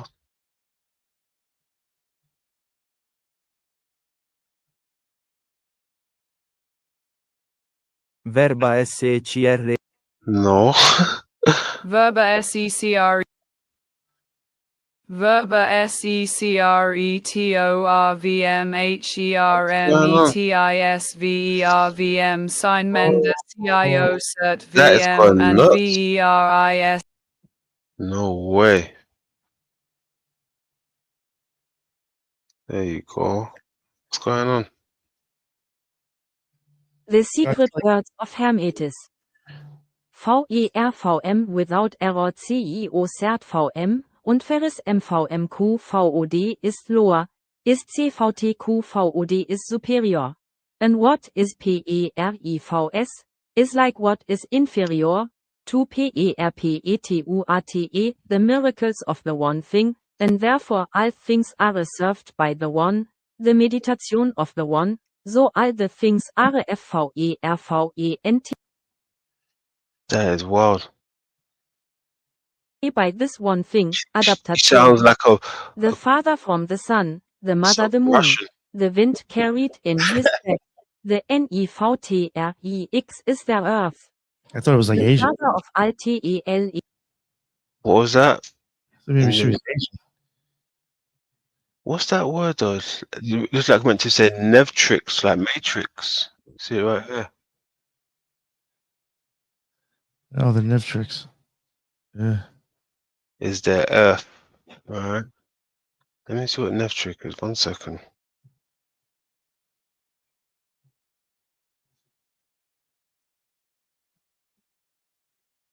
Nevtrix.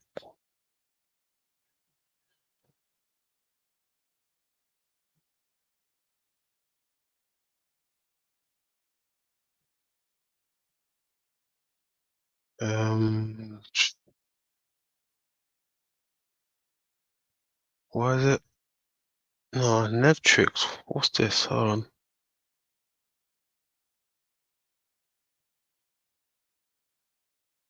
What is? No. It's not even coming up. Hold on, what's this? No, there's nothing correlating to it apart from unconquerable. Ah, that makes sense. Okay, yes, they can't penetrate it. Duh, that's why they're okay. Yes, because see, damn, I needed to hear that. I needed to hear that. I needed to hear that. That's another word for penetrable. Okay, got you. I needed to hear that. Thank you. Okay, let's keep going. ESME Tom, the world is here. The L power is integrated. If the VERSA falls into the earth, you will separate the earth from the fire. SUBTLE from the fin. There will be a great gentleman as the DETATERRA. See, they're exactly. They're talking about the fires and they're talking about that shit I was talking about, like with the symbols with the Egyptian symbol, like Mars, well, how was it, the war disc or something like that, the war disc of Mars that brings the fire as well. Right, these people always talking about something bringing the fire and trying to break through something, but you know it's unconquerable. Can't conquer it. Can't penetrate it. This is fucking weird. That's why you see, like when we see all these where is it? Where's it gone? Stuff like this, right? And they're showing, where was it? Where was the one that you showed us a second ago? And it had the houses in the rocks, right? The houses in the rocks. I'm thinking like, is that, are they showing us stuff like melted bricks way back then? Like, have they always been trying to wage war? You understand? With this fire, like hair and all that. Like, is that another form of melted stuff? Because what does rock serve its purpose just by sitting there? Like, if there's a creator, what you said, I'm just going to make a bit of rock and leave it here for eternity. Right? Was these something before? Like, Yeah, I know what you're speaking getting. of, you understand? Because speaking of fires, you know, within the celestial shit, like I know there's a connection there. I heard that Jason from RKX as well speaks about, you know, the Phoenix event, like a plasma event. I've heard a few people talk about it, and it gives me those vibes when I come across things like this and hear the stuff that's been said. So yeah, and they speak about the cosmic fires of when planet Saturn apparently unleashed a beam of energy towards the Earth.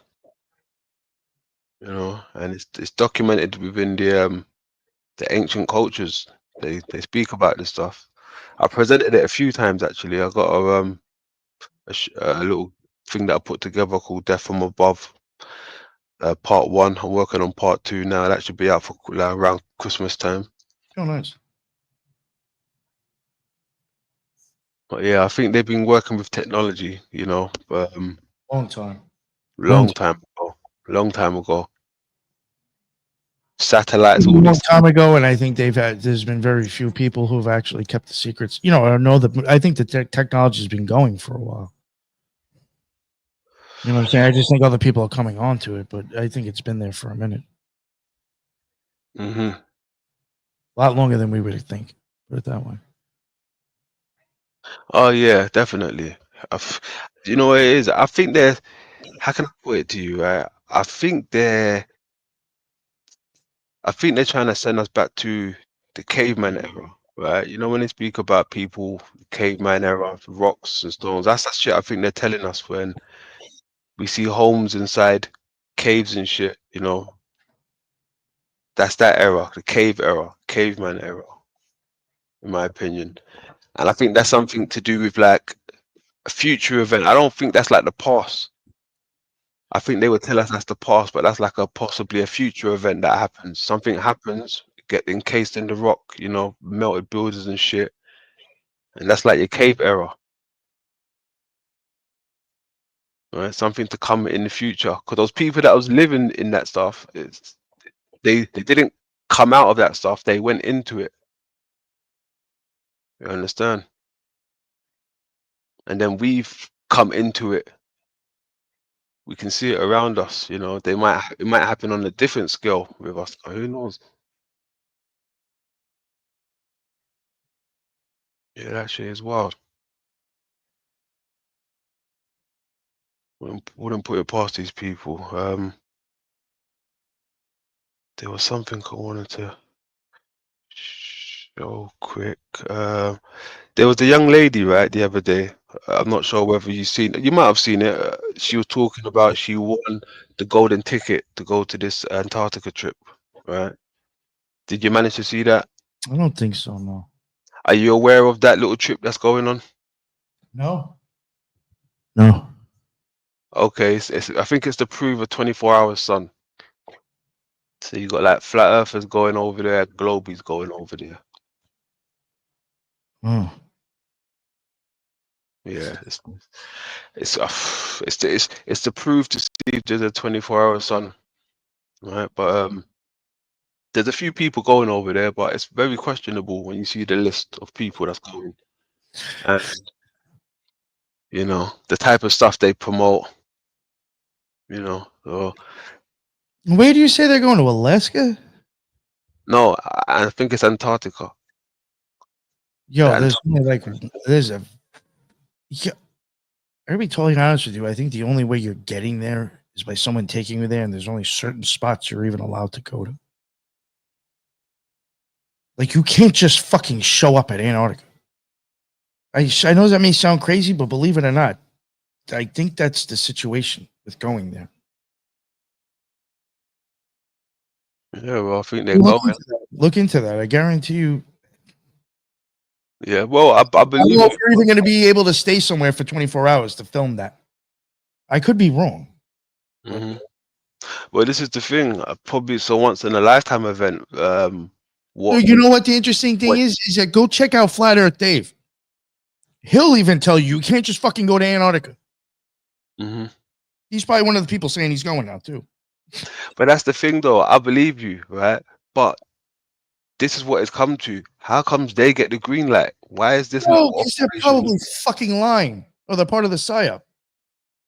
There you go. I hate to say it. I mean, that's if that's the situation with Antarctica. I mean, how the fuck are you going there to do that? It's fucking weird. I agree with that. And you know what happens if you get 5 people on board and you all promote it? Oh, it must be real. They were all there. No, everybody's just jumping on the same gravy train. Yeah. That's all it takes, right? You know, 5 quote unquote heavy hitters to say, yeah, it's true. And then it spreads like wildfire, right? The whole thing is the thing is that like if it's bullshit, it's like they probably even like what could we all pull off together to make like the whole thing was probably concocted to like be done this way.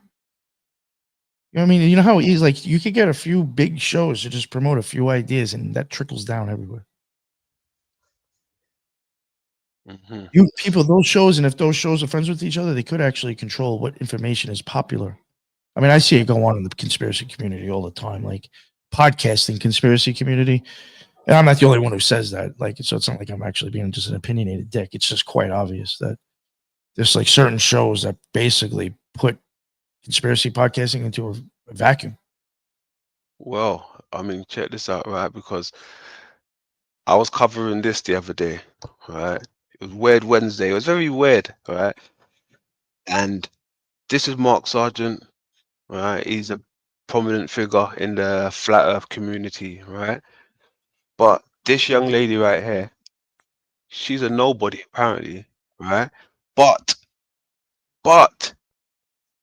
she used to be deep into Hollow Earth apparently, right? Deep into Hollow Earth, right? Now, she said somebody told her just the basics on flat Earth, right? And that was enough for her to push Hollow Earth to the side and just run with Flat Earth, she said. Right? Just the basics, may I add. You know, I you was could like, have the same. You could have the. I mean, I do see how you can have both.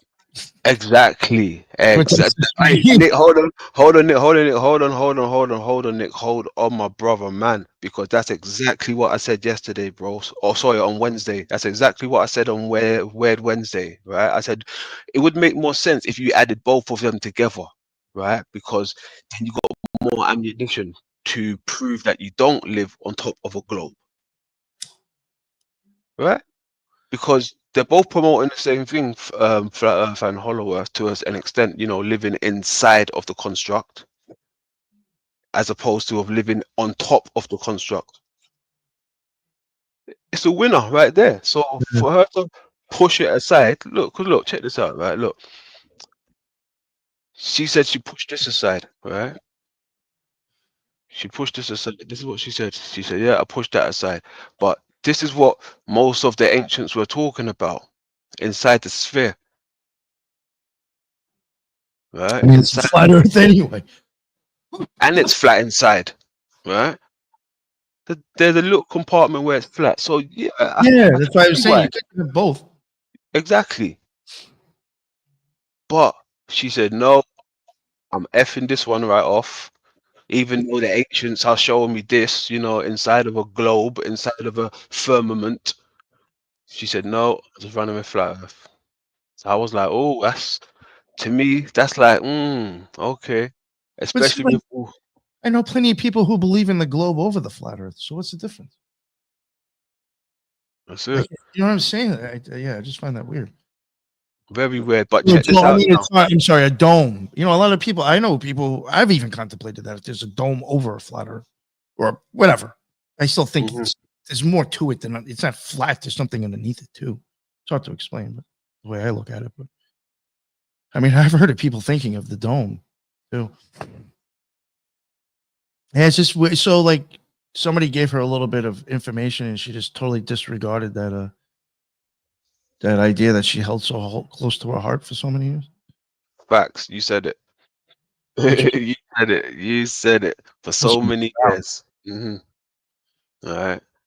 And apparently she's still pretty much of a newbie to flat earth. But check this out, because that ain't even the juicy part, right? We can get back to her and you know, new foundings for flat earth.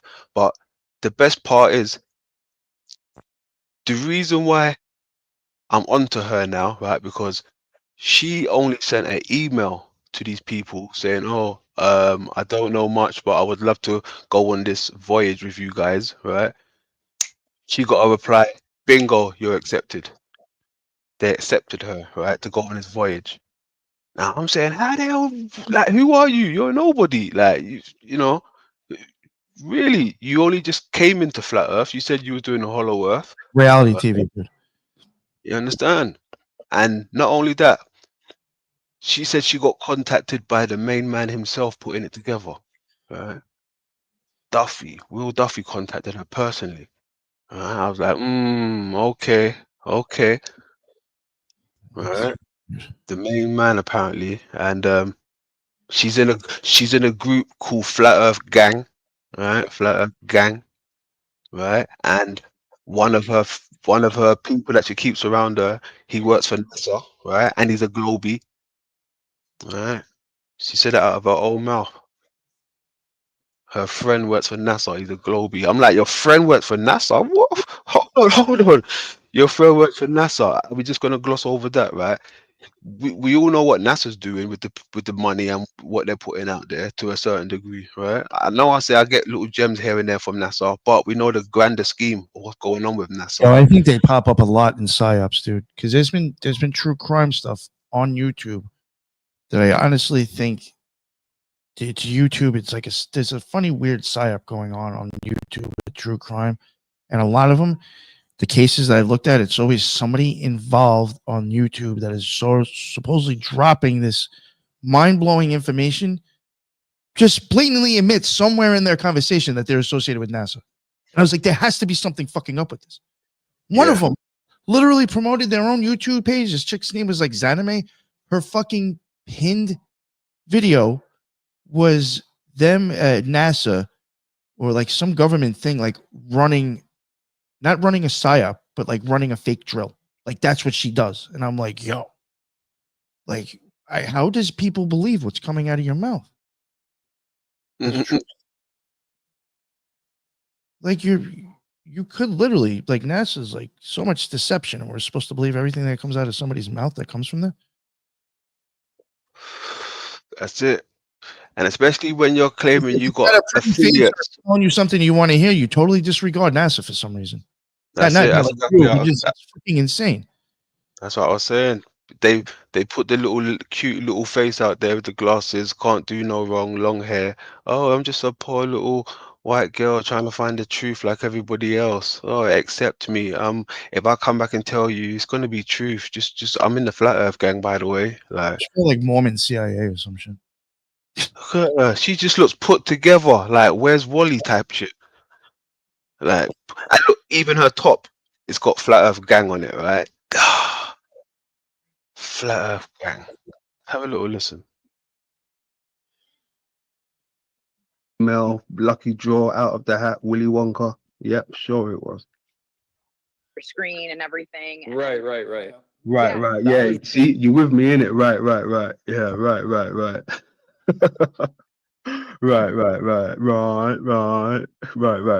You're with me. He knows how to play up the suspense. He knows how to play up the suspense. Already, it's interesting. So I just want to interject really quick because it's pretty interesting and amazing that you go from researching flat Earth. Primarily, we come across a lot of different content. Maybe it's people. Oh, he said researching flat Earth. That wasn't what she was researching. She was researching hollow Earth.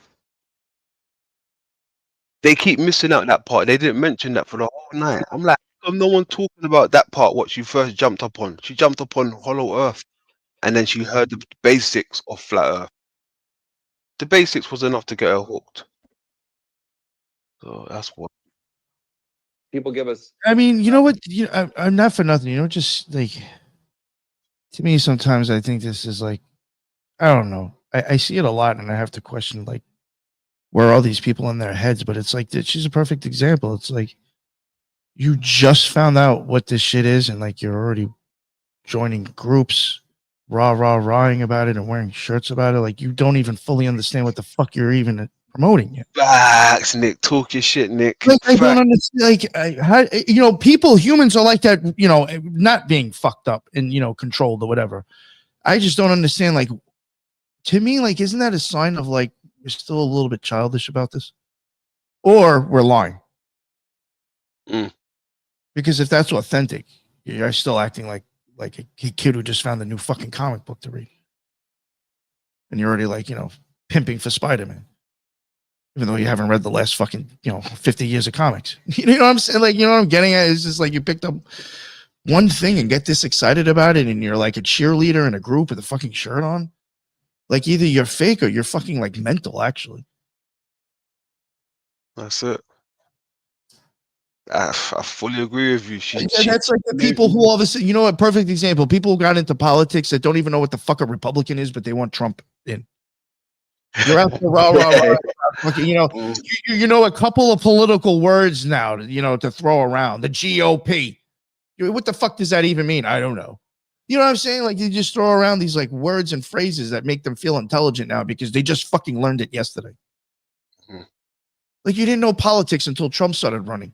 You don't even know how the fuck it works. That's it. Exactly. I stay away from that shit. It's just weird to me how people will like, and again, like authentically will like hit the floor running with something they don't fully understand and be like crazy about it. Big facts. I see it all the time. Hey, what's going on in NPC? Hey, what's going on, brother? Lay low. Yes. How's it going? Lay low, family. Yes, sir. Yeah. Good to see you, Nick. Hey, what's going on, buddy? How are you? Good. Just got up a little while ago. Yeah, I heard you guys. How about we coin this young lady, dub her the Flat Earth Greta Thunberg? This is interesting though. I almost like I almost want to How like dare you? what goes on with this. I'll ask London every once in a while what's going on with this situation because this is interesting to me. Because I'd like to see how this script plays out now. Mm. Exactly. Who is She's gonna have her own show eventually. So does she have her own show yet? No, she's well. I think she's part of a gang, right? It's the Flat Earth gang. Remember, she's part of that. I think she actually. Yeah, youth is like a game changer when you're on social media. You know, like who you know too. Like Mark Sargent. It'll pop Look up at with a that guy. YouTube channel with 50,000 subs day one.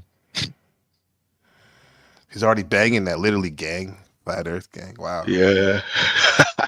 I look at the logo. She's got a dome. Like she's got a dome, not the firmament, but a dome. That isn't a firmament. This is a dome. I've already went over this before. Yeah. And they're giving they're giving the new translation. Look, supported by 4 pillars. They're giving you the new shit. This is the new age stuff. I swear to God, this is the new age stuff. They're not giving you before the translation. Hang on. No, it's probably it's interesting. I mean, you can make your own logo, but there could be something behind that. Yeah, of course. I don't know. Oh, God. There we go. I will say, as an occultist, I do wish I had her checkered floor. Oh, that one right there. Jealous. I am jealous about that. I wish I had that. Would you say barbershops have the most checkered floor? Barbershops. Yeah, that's really interesting. Yeah. I see them a lot of them with that. That and Masonic lodges. Oh, of course, that's number one, right? Have a listen. Flat Earth would just add to the ammunition. Oh, It shit. wouldn't make me jump off Hollow Earth. It would make it more powerful, if you understand what I'm saying. Right? Because you're killing 2 birds with 1 stone.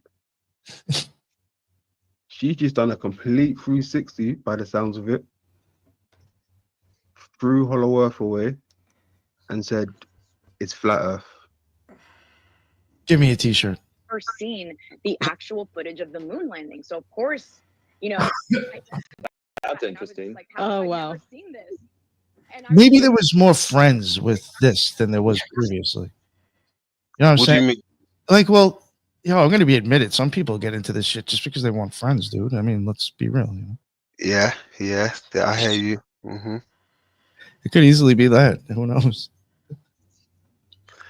Well, These people got fucking t-shirts. Wow, these are the cool motherfuckers hang out. yeah. I mean, she looks like she's gullible like that. She looks like a freshman, like put together, like. But I just like if she stays around for like I'm sorry, the main guy hitting her up, I'm just like, what the fuck? Like, no offense. Like if this was serious, I would be going there with as much equipment as I could, and I would not be wasting people who have no idea what the fuck they're doing coming with me. No, apparently you can't, because apparently there's weight restrictions. So I mean, Yeah, there's weight restrictions, so you got to be crucial on what you bring. And not only that, Nick, guess who else is going? You know, what's her name?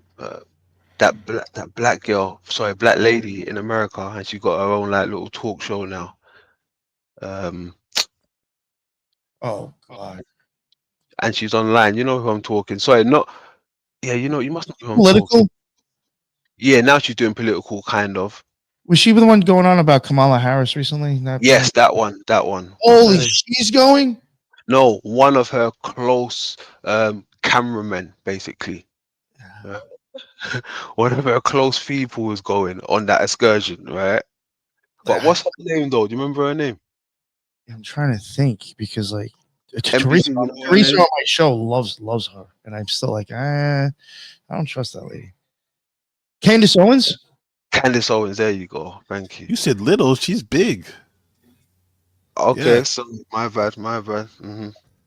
She had a network contract, and actually she just got flush from them. But yeah, she's big. She's big. on Okay. YouTube. I mean, I'll put it this way: I'd rather hear her do what she's doing now than talk politics anymore. but I still don't.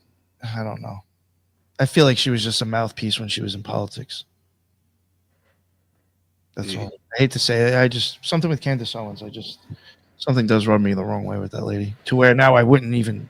It just makes this situation more shadier for me. There you go. One of her folks are going. Cameraman. All right. You know what I'm saying? Yeah, you know the thing. If it is real, it's like the situation. Like, how the fuck is this girl going? That's what makes it seem so fucking silly. Exactly, bro. That's what I'm trying to say. Who To is where she? it's like this has to be some like there's going to be some character arc in the script with this chick. That's why I was like, you got to keep me posted because it's just. Yeah, she'll probably blow off overnight now. Like Candace always start interviewing her. Or and- like it has some fucking channel that just blows up like within 2 or 3 days. It's like, yeah, okay. She doesn't even have a channel. No, I'm not that's what I'm sure. saying. Like, What the watch, I hell? guarantee you she'll have her own show soon and everything eventually. She's in a gang. She's got a gang. She don't need a channel. Yeah, but the more outlets you have, the more money you can rake in. I know, but I think she said on the set, homie. She said on the set. All right, yo, I have to bounce. I have a show at 8:00, so I gotta like give myself at least a few minutes in between. Yes, Anyway, sir. thank you very much, man. I had a great time as usual. I'll try to jump on again as much when I can. And Yes, you sir. guys have a good night. Much love, Nick. Appreciate you, bro. Take care, Nick. Later, MPC. Later. Good to see you, brother. Yes, you too. Peace. Yo, bro, man. What's Bro, going I had on? to wake up on that. I saw that, dude. I'd never seen this woman before. She just What popped up. Like, that woman, bro. You just showed. Oh, okay. Yes. There's been a lot of them, huh? A lot of weird women lately. Oh shit. Man. Yeah, that was right there. I appreciate you coming by last night, London, and your crew, man. Some of the main chatters and stuff. Appreciate you, man. Yeah, man. No problem, man. Come through, show some love. That's what we're here for, man. Yeah. She doesn't even have a name on the bottom. I think she has, but I don't know why it's not showing. Maybe there's something covering. I forgot her name. Yeah, where is her name? Forgot her name. But if I find it weird though, man, she gets to go. It might be like Sophie or something like that. I forgot the name now. She's going. She looks all wide-eyed. Well, she's a kid. I haven't even heard her speak yet. So let's see. Let me see. It's the optics. Exactly. Okay. I basically woke up that morning. This sounds so strange, but I woke up that morning. I was like, Kelsey, I think I'm a flat earther. Like the next day, it all took just that video and just watching the moon landing and just. Oh my! Listen, that's all it took. She said she learned the basics. Someone told her the basics, and she watched the moon landing. That's all it took. That And just made me more confused, London. Yeah. They're watching the moonlight. Yeah. That's crazy, bro. That's all it took, huh? That's all it took. Yeah. The basics. Of all things she could have said. I find that fascinating. I mean, the basics is just enough to make me realize that I'm not living on a globe. Yeah. You know, but she already knew that because she was on Hollow Earth. She was like, yeah, we're Oh living yeah, in that's right. You said Hollow Earth. they lived that part out though, right? You said the OGs on the panel. Yeah, they left that part out. That's an important part. Very Right closer to the truth, actually. I think so as well, because she was talking about the wars like Hitler and stuff like that. She said she was on Hollow Earth and she was following, like, she was looking into the wars. Alright, so that's following Hitler. Yeah. That's That means she's moonwalking. She's going backwards. Oof. Yes, sir. Yes, sir. You said it. You said it. Man. I agree with that. Being like, wow, like maybe this was the journey I was on and it was bringing me closer to the truth. And yeah, I mean, from there, it just spiraled. And See, they speak in riddles, bringing me closer to the truth. No, she's saying it's taking you further away from the truth. Listen, when she invoked NASA, it's double talking. She invoked NASA. That's make double talk. So they're giving you double side further to the truth. No, it means further away from the truth. In my humble opinion. In my humble opinion. Right.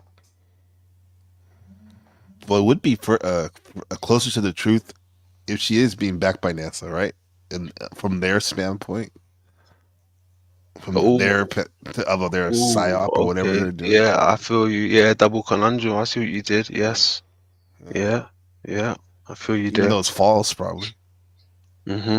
But I mean, she's probably limited to what she knows. She's just on the script sector. You understand? Mm-hmm. But you know, like I said, just from her saying she used to be Hollow Earth, right, and then now she's not even talking about it. It's this. She's talking about she started out with Flat Earth. Now I'm like, woof. That's red flags. That's red flags. Mm-mm.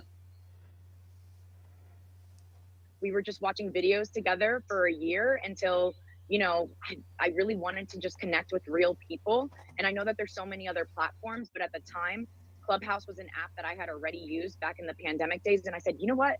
Let me just reopen Clubhouse and let me just type in Flat Earth, see if there is a Flat Earth community. And Lord behold, Flat Earth Gang popped up. Flat Earth Gang. What she should have actually told us, when did she wake up from the globe? When did she actually wake up from the globe? Yeah. Right? Because she didn't actually say when she woke up from the globe. She just said she was really into the Hollow Earth, right? Yeah, because that would put the people that have the right eyes to think, oh, okay, that's what got her for that. You know, they Yeah. want to put you on to that. Exactly. And why is she with Clubhouse, bro? That's for all I know. That's like the scummiest app, and that was like gossip shit, Yes. right? Mm-hmm. Like Whack 100. Yeah, those days there. Those days. And the craziest thing, I never went on Clubhouse, but I had friends that was on it constantly. They're telling me something. Yeah, it's like crack for some people. Mm-hmm. Yeah, I guess YouTube can be too, but like that, at least YouTube you can like. It seems like there's more opportunities to learn as well as being entertained. Whereas Clubhouse, from what I saw, I mean, it's weird. Not much going on. Now that's the question I want to know. Yeah, like what Yeah. was her aha moment for Hollow Earth? Yeah, I want to know all of that stuff. But she don't go into that. She mentioned it once at the beginning. And then she said she learned the basics of Flat Earth, watched the moon landing, and then it was history. The rest was history. She bought a sweatshirt. Yeah. Yeah. Let's have a listen. She went straight from the Hollow Earth. I could be wrong, but I'm pretty sure I heard it like that. Yeah. Okay. Salute to Shadow Buddha in the And chat. that's where I met all of Flat Earth Gang. And I didn't Big up. stop coming back ever since. So yeah, they're my tribe, they're my family. How many people are in Flat Earth Gang? I know you don't know exactly, probably, but what do you think? How many? So we have 2.2K house member subscribers. However, like the average numbers in the room usually range around maybe I would say like 15 to 30 people. Sometimes we can get up to 50 people. I know when we have like collaborations, say Ether Cosmology, like Witsit and Alan and them and the gang come over, the rooms get a little bit more fuller and stuff. We've had Flat Earth Dave come. We've had Tyler Hansen, aka Fittest Flat Earther, come into the room and space. Flat Earth So Dave. yeah, we've just kind of just been building over the past year that I've been a part of it. The house has been open a little bit longer. I just recently came to Flat Earth Gang as of November of 2023. So happy 1 year anniversary to me over here. Nice. Yeah. All right. Yeah, okay. And they're pushing you like they would push a new NASA graduate. You got to look for it, you know, like a newbie. Like, yeah, let's push this adorable glasses, can't do no wrong young student. I was gonna say, is she over 18? I'm not even too sure if she even okay. mentioned that. But that's her though, bro. That's the same girl who, you know, I was gonna say she's a Mia Khalifa origin story. Push this away. you know, as they're showing you living inside of a sphere, right? All the way, just to only focus on, you know, the flat earth stuff. Wow. So she said, forget this stuff. She's following what Mark Sargent and all those other guys that promoting. She's following their model, you know, Yeah. flat earth model. Then forget the ancients, what they're showing us right here. Forget the NASA as well. That's, you know, not part of it. Even though that's probably what they're trying to depict inside of it. But trying to say, she's saying X all this out here and go straight to the new age model, what they're promoting. That's strange. Yeah. When did this the flat Earth really hit the ground like that's trending? Would you say, London? Trending, I would say. I noticed the trend maybe 2013, 14, maybe even 12. No, yeah, 13, 14, 14. Yeah. So if I took the momentum from the Mayan calendar that was trending for a good 5 years before that, 2012. Mm-hmm. Yeah. That was a psyop, even though there's real Mayan elders that talk about that to this day. But yeah, it seems like flat Earth. It's like a, what do they call that? Like a honey trap or like a spider web to get you on one particular spot. Your awareness. Yeah. Exactly. I think it's like another form of social control, like control the mind, control your group. Mm-hmm. All right, just control, another form of control. Because it's capped. Like I said, when there's no new source coming through, it just becomes like you know, bad waters after a while. Stagnant, nothing. Stagnant. Yeah. Right. Perfect word. Oh, yeah, it's wild, and it shows. It shows because there's a lot of in-house quarreling now. There's branches to this flat Earth. If it's the truth, there should only be one branch, right? To some degree, but there's different branches, different branches, Mm-hmm. and these branches are, you know, spawning different fruits. That branch is giving apples, that branch is giving pears, that branch is, funny enough, giving carrots. That sounds awkward. That sounds, yeah, very unnatural. But it's from the same tree when you stand back and look at it. Mm-hmm. Fucking mental.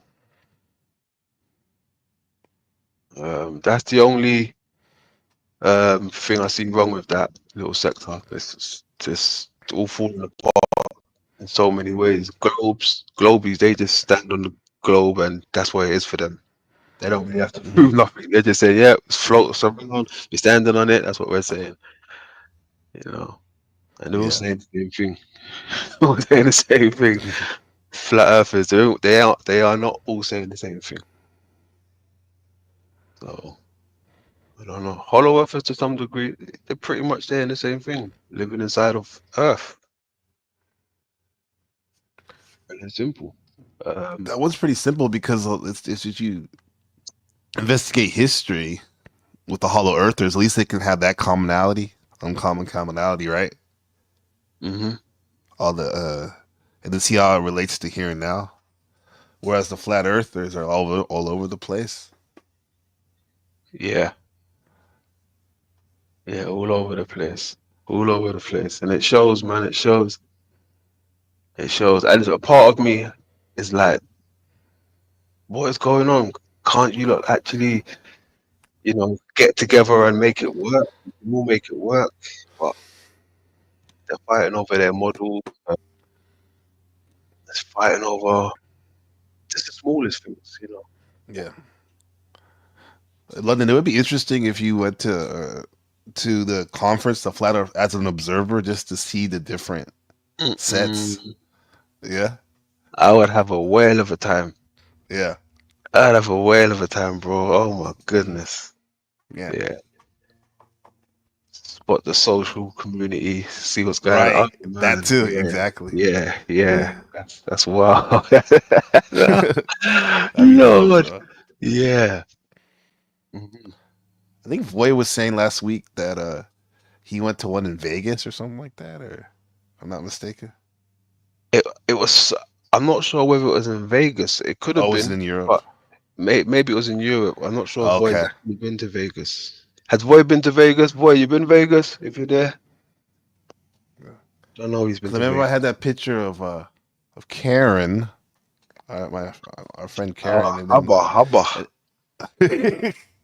and then he had that picture of the Elvis impersonator, and then he was saying like, "Oh, I met him at the conference," and I was thinking maybe my mind went from Elvis impersonator to Vegas because supposedly there's a lot of those there. So Yeah. I don't know, we'll see.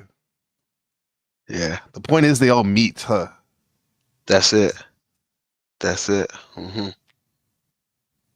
Ah, you know what? Hold on. Voy. Are you there?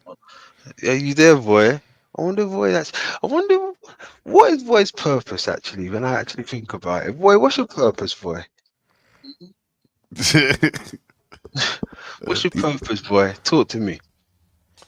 I'll give it to him. He restaurant ran him off the stream yesterday.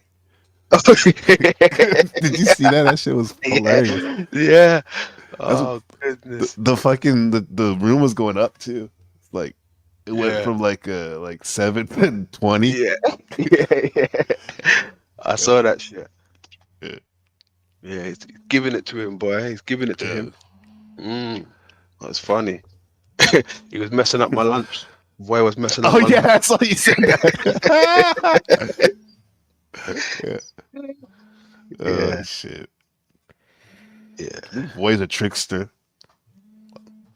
Hmm. He's cool. Yeah. Boy don't see anything other than Mandela. He's a Mandela effect. No, he's a Mandela. Okay. Okay. He's been affected. I was He's been wondering, yeah. affected. He's a Mandela effect. He's been affected. Yo. I mean, even with the Mandela stuff, there's not much there for me to jump out the window with, but I want there to be something because there has been little things in the past. I'm like, I swear that used to be like this. I swear that used to be like that. Okay, they're blaming it on the Mandela effect. Cool, I'll give them that, but I need more than that now. You told me what it is. Now give me something a bit more. I'm not saying it's not true, but you know, I need something like that will move me to make me even want to promote it a bit. You understand? Right. Because there's a lot of anecdotal evidence about like, do you remember the Bernstein Bears that used to say it's like he need a little bit more than that. Yeah. Yeah. Yeah. I need a bit more. I need a bit more. You know, I'm not saying there's no residue there, but I need a bit more. Same with Flat Earth. I'm saying I need a bit more. I need a bit more of everything. From everyone. Right. You understand? They probably say the same thing for me. Cool. I'm giving more. I'm giving. You see me giving. But it's new stuff. It's what they're not, looking into. And I think that's what they're not ready for, to look into new stuff. It's old, but I'm just giving it because it might seem new, but it's old stuff that's out there. The Shadowback was asking about the pilot, Robert Byrd, Admiral Byrd, right? How can we relate what he did to?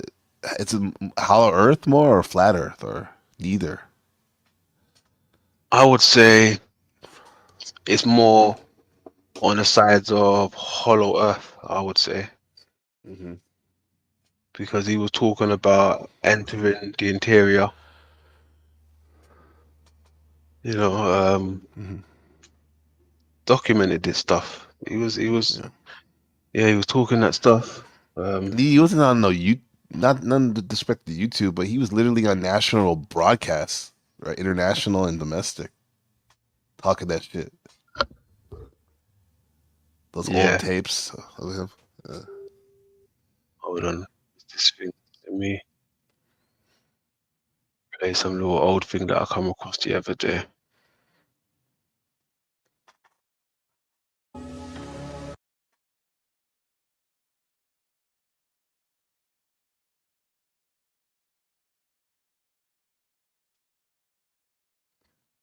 Take that off the screen. Hey, salute to the grand old chat room. Much love. Over your head. Shadow Buddha in the house. Much love. Machine in the building. Machine head 6'9" rather. Much love. Salute to everyone. All the newcomers down there. I see you.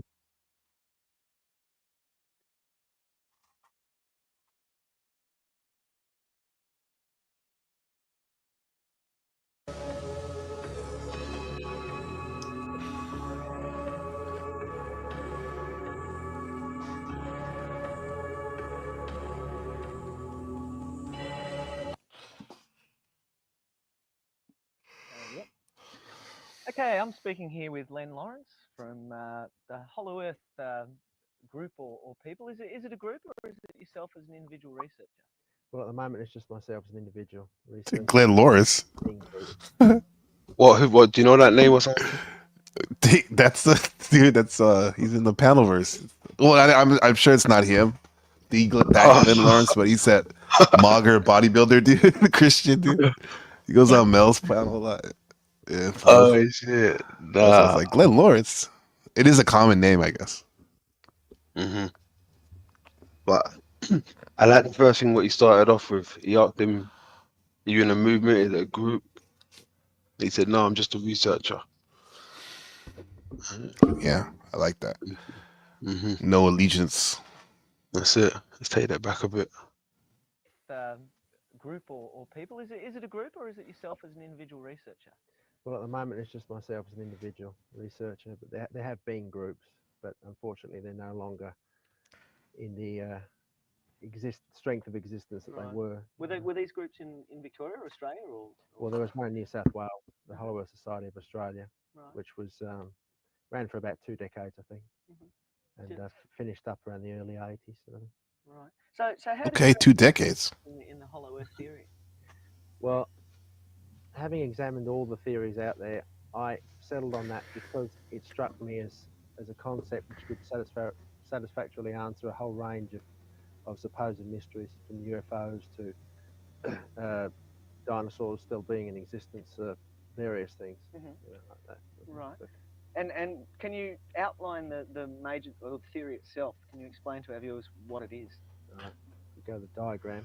Yeah. The theory itself is an alternative for the internal structure of the Earth, as opposed to what scientists today are telling us. The concept is that the planet is not a solid layered structure with a molten core, but rather that it is been formed into a hollow with large polar openings approximately 900 kilometers in size. It does have very sound basis in known physics, which is not what scientists would like us all to believe, but it does have such a basis. Can you tell us a little bit about that scientific basis? For example, I would imagine centrifugal force must have something to do with the formation of planets. Yes, well, the understood physics would tell us that as a planet, any spatial body contracts as it cools, that it will contract into a solid mass, whereas the Hollow Worlds theory, as it should be termed really, points out that centrifugal force must play a role, because any amount of matter that is vortex spinning in that manner will have to be affected by that, just as a showground ride will, if you consider a showground ride that will attract you and you are not able to move, that sort of concept. As we can see from the diagram on the screen at the moment, there's like a sun structure in the center there. Well, that relates to C-force, which is an important part of the equation. You're going to have a certain amount of matter at the center of this spinning object, Mhm. which is cannot be attracted outwards, and that amount of matter will be allowed to condense into essentially a Mm. small sun. That is the concept. So why is it that it won't be thrown outwards like the rest of the matter? Is there some sort of gravity neutral point? It or is a something? neutral point, yes. Right. And as for the polar openings, the reason you have openings is simply because any spinning matter will have 2 points where the C force is equally strong as the center, and matter is not going to be able to cohere into a solid Right. surface. And those points are always along the vertical axis. I mean, along the axis that it spins. Along I the presume. spinning Yeah, axis, yes, yeah, that's right. Right. We have some photos with some of the dimple showing the sort of Yes. dimple structures or holes in the north and south poles. We have some ozone shots. If we can go to those, I just Right. want you to talk us through it. Can you Well, describe this what that is easily the most famous shot, which was taken back in the late 60s, which appears to show a large opening in the North Pole. And another shot, which is following this one. So they're actually cloud structures, are they? What we saw there? Is Yes, that is cloud structures. The hole, as it were, Mm. is only visible, it's theorized, because the cloud structures have parted. But there is another reason to that, which I'll get to later, why it is visible in that shot, whereas usually it is completely obscured by cloud and is therefore invisible. Now, there was a gentleman by the name of Admiral Byrd. I couldn't say, was it the 50s? Was it? Well, his first flights to the poles were actually way back in the 20s, Right. late 20s, and that came Mm. through into the The 20s. I wasn't aware of that. Wowzers. He's been making trips since the 20s. Okay. That's probably why they chose him for the big one, the big operation that we all know about. Huh? It makes Mm. sense, right? Yeah. Yeah, because he knows his So we way. don't even know what he found that. You're right. He knows his way. Yeah. Mm-hmm. late 50s, well after the Second World War, and his flights were principally concerned in what he himself termed as mapping out new territories. He was very excited about this, and he made several radio statements and television appearances at the time, stating that there was a previously unknown land in these regions. And was he acting as a representative of the Navy, or? Yes, well, he always was employed as a naval personnel, American as Navy? U.S. naval personnel, Right. even though he was actually retired for most of his active career in that regard. Yes, but he did actually. He's on record as actually stating that they actually. When did World War One happen? I believe in the teens, 19 teens. Let me see. Yeah, I don't think it was in the 20s. When was World War One? Yeah. Okay, 1914.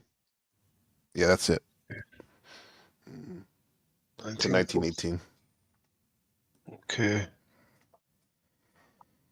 Travelled over terrain in excess of 2,300 miles over terrain that should not be at either polar area. And Like it was green ice. It grass was and- ice-free terrain with where free-flowing water. Previously thought extinct animal life was filmed, and this was actually captured on film and shown as newsreel footage at the time in cinemas. Really? at the time, Have yeah. you seen that footage? Or? I have not seen it, but there's a good many people who recalled this up till recently, and it is recorded in books. But this footage did exist. It's uncertain now what happened to it, but there are still photographs of this footage also. Right. Exists. Now, there's some of the more radical theories associated with polar hollow Earth, and one of them, which I've heard, is to do with the Nazis establishing a base post Second World War, running away in U-boats and then establishing a base at the North or South Pole. I can't remember which. Have you heard that theory? Yes. Well, I don't want you to comment on the theory. What I want you to do is could you tell us how theories like that have a role in pulling down the credibility of other theories. Like, you know, when something like this comes out, it gets thrown in the same job lot with a whole stack of really out there kind of theories. Does that pull down the credibility of an idea that might have some scientific merit? Well, certainly. The whole enemy of this theory is because it simply sounds too fantastic to be true. Simply put, it is not receiving the attention it deserves simply because of that. And I wouldn't say that the Nazi connection with a UFO base, as they're calling it, at the South Pole, Antarctica, may not have a certain amount of truth to it. I mean, it's hard to say. I think you'll find that more is referring to the polar opening rather than any base, UFO base. That it is a reference to that which is being cloaked in this UFO story. Okay. We've got some more pictures of some of, is that other planets in our solar? I think maybe when they say the UFO base, they probably mean like the lens itself or the opening for the lens, like, because it's shaped like a UFO. It is. It's in the center. Solar system? No, that's the Earth. That is the obviously. Earth. It is another shot far more recent than the previous one seen. Right, and there's like that spherical black That is- shape up the top. Is that a shot of It's quite possibly a shot of the North Polar opening. Yeah. And Yes. I believe we have another photo of Mars Yes. where it's a similar sort of thing. Yes, the Martian shot. What that in fact shows is the outline of the opening. But okay, so is these principles basically true of all planetary bodies? Like, yes, well, including the sun? Not the sun. The concept runs that any planetary body must have been formed in this process. That's the laws of physics will dictate that. In fact, there are several photographs showing other planets' polar openings. Some material I've got here, some very interesting stuff which the NASA boffins have hoped to conceal, as we have a shot here of Jupiter's North Pole. Now what you'll find is that they have actually taken cutaway points of the shot and made a collage to conceal the opening. You can actually see part of the opening still here where they haven't been able to properly blend into the center there. And that is fairly typical of photographs of the poles of other planets. Another shot we have here, which is fairly crudely concealed, is you can see in this shot here what That's appears to Io. be a black mark has been placed over the North Polar area, where there would quite possibly be a shot of the That's actual a opening, moon actually as a well. moon rather than a Yeah, a moon. Okay. And as we were talking about during the break, there's usually, if it's NASA photos, the standard reason given is that the satellites didn't take photos of that region. Yes, the standard reason it was either out of range or it was obscured by some cloud formations or something like that. Yeah, that censorship was very crude. Censorship. That block. It's very yeah. obvious, like you said. Yeah, it's very crude the way they did it. No Exactly. finesse. And I find it funny how all of these planets have polar openings. Interesting. Polar Yeah, openings. it is very fascinating. Mm. Yeah, supposedly they all have all different types of what should I call it? Makeups to them, gases and liquid and solid, but then they all have the opening. Yeah. Wild. Picture that we just saw then with like almost a thumbprint black bit coming out. Does it seem likely that that is the result of the photos just missing that particular section? I mean, well, it doesn't, because there are other photos showing that section and showing what appears to be. I have a shot here. What appears to be a opening. Now what we have in this photo here. This is the same planet. It is the same moon, and Oh, what we moon. have is a shot where you can just see there what appears to be an opening there, and quite quite surely for the south polar region, you have another one Mhm. where you can actually see the light. See, Yeah. a telltale sign of the theory is that there's a luminosity to the areas also from this internal sun. Now, this is seen on all of the planets. All of the planets have large polar ice caps, which, quite frankly, shouldn't be there. The scientists can't seem to Mhm. come up with a suitable explanation as to their existence, and a luminosity that shouldn't be there. And in the case of Uranus, the planet is actually, it's actually Neptune, I think, sorry. The planet is actually rotating about the sun completely inverted. Now, the pole that is on the darkest side, where the Inverted. sun is not hitting, there is not only a luminosity there that just should not be there. It's actually akin to our aurora borealis and australis, but there is a definite heat pattern on that area, which quite frankly should not be there, and scientists can't explain. It can't be explained in terms of light, the aurora borealis, some sort of natural electromagnetic Well, one of the climate phenomenon. Yeah, one of the theories in regards to hollow Earth theory for the aurora borealis and australis is that it is not actually caused by solar radiation, but it is a reflection of the internal sun. Mhm. Out There in you the go. evenings. There you go. Can you tell us a little bit more about what Admiral Byrd saw when he flew over? Because I understand, did he have some diaries, or he wrote it down in some detail, didn't he? What He did compose some diaries. The diaries were pretty much locked away shortly after his death.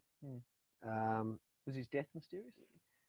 It's hard to say. I mean, Yeah. I'm not going to draw allusions to it was mysterious or not, but the statements he made were sufficient to cause some concern, I think, in US government policy. Mhm. They certainly did clamp down.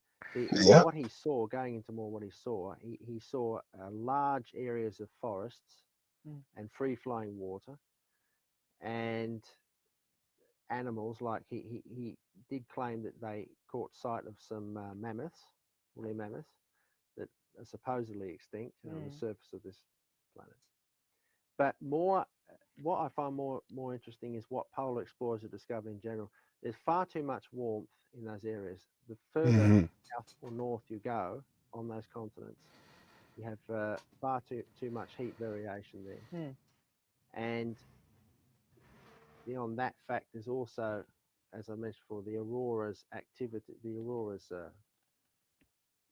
in the region, Australis and Borealis, are not consistent with the scientific explanation for them. All right. Just as a last question to finish Right. up, if we assume for a moment that this is the way planets are formed and that they are in fact hollow, what are the possible implications for like how we view our solar system? And Well, the implications are what we finally have here is an explanation as to why a planet is in existence. Current thinking is that planets came about purely as a mathematical error in the greater scheme of creation. But Exactly. there's actually a purpose to all planets, to hold life within the world up. Exactly. An error. Planets were errors, but they seem to form a perfect sphere. Right. Apparently, they form life. Right. Errors. Apparently, they will have polar openings. Some of them that we can see. Well, if that's an error, then the actual the solution, whatever the solution was, must be immaculate, because this error is pretty amazing if you go by that hypothesis. So yeah, that's why it probably doesn't make sense. It's not an error. Exactly. Okay. Yeah. Rather than without, we can see that life cannot exist on the outside of our neighbouring worlds. so, are you implying that it's possible that we're intended to live on the inside of our planet, or that life is nurtured on the inside? Life is nurtured and intended to exist on the inside of the world rather than the outside. As to why we're on the outside, you can draw any number of conclusions to that. That's an endless question. Yeah, and in fact, looking at history of mythology through that particular lens, it makes you reinterpret the goblins at the bottom of the garden and stuff like that. I mean, it's remotely possible. Well, within there's being? yes, there's Scandinavian legends about a world called Ultima Thule, which resides as far north as can be travelled. Legends such as into scope that all manner of mysteries and questions can come into scope if you accept this theory as a truth rather than as a weird science subject. All right. Well, thank you very much, Len. thank you. And yeah, that's all. Thanks very much. Okay, next week's show, we've got Steve Birch from the Monash Uni Bioelectronics Group, and he will be speaking about interspecies research development. This is probably a very new area to do with communication between, in this case, dolphins and human beings. So, and of course, we'll have Mark and Carla with the latest news. So, until next week, good night. Yeah, that video's A+. I like that one a lot. It's maybe there's something about the older videos. They really get to the point. No fluff. Mm-hmm. That was good. Brother Ant's got some stuff. Let's have a quick look. See.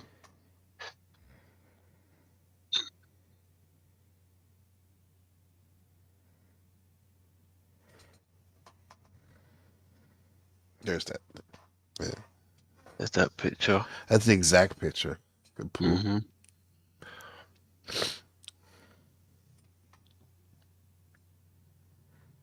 What's that? That's like meant to be satellite. spectrometer attached to it. Okay.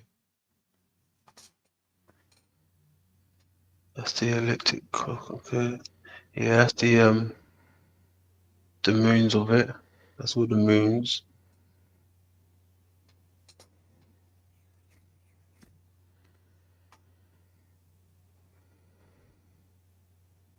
That looks like, what is that? Some craters, I think. Looks like it. Mm-hmm.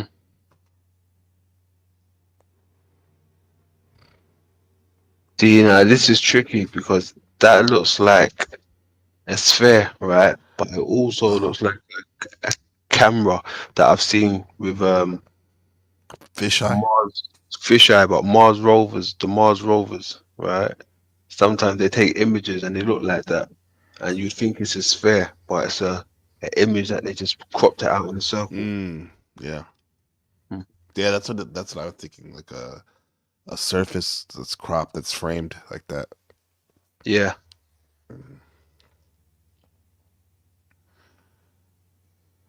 Ooh, what's that? That looks like the sun or something. Whatever it is, it looks so, or like a negative picture. Yeah.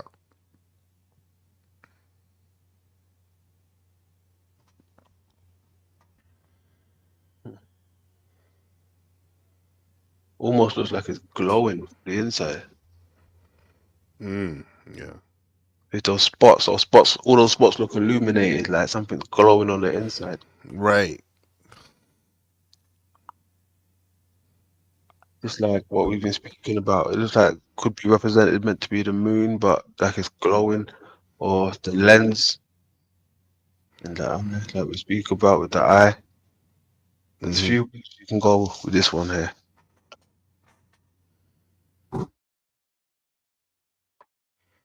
Crater.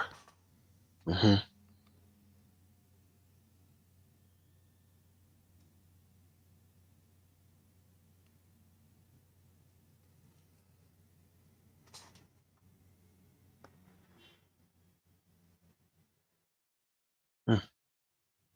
See something down there. Hey, London, I'm gonna drop down. My son's awake. Yeah. Say no more, brother, man. I'm gonna be watching from the chat. Okay. Hey, respect for jumping up. Appreciate you, man. Hey, appreciate you. All learned something new. I'm glad I got that in. Get Yes, my sir. fix. Yeah. There you go. Okay. There you go. All right, lovely. Have a great night, evening, brother. Lay low. Lay low, family. Bless up.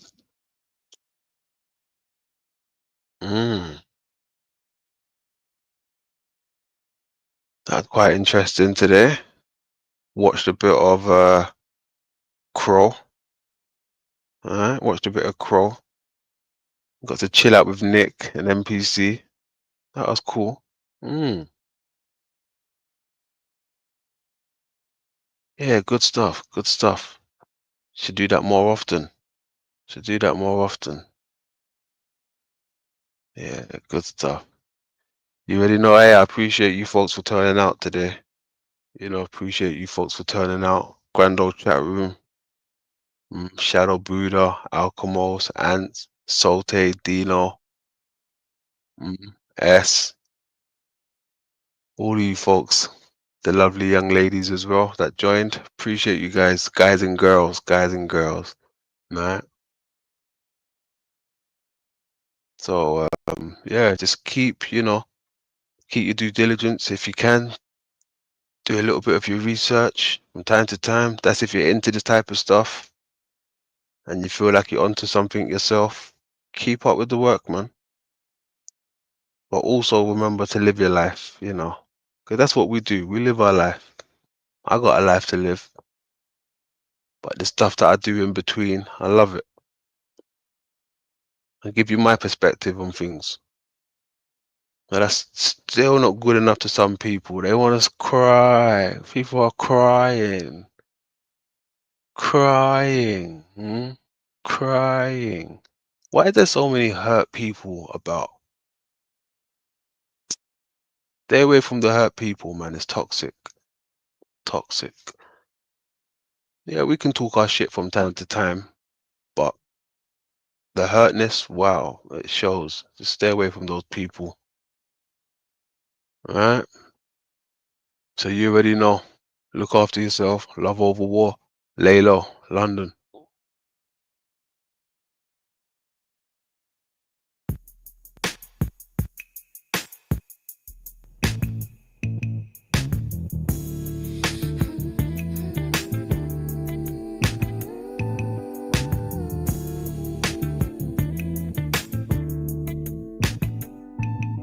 I went from catching cases to buying cases of dawn flying places.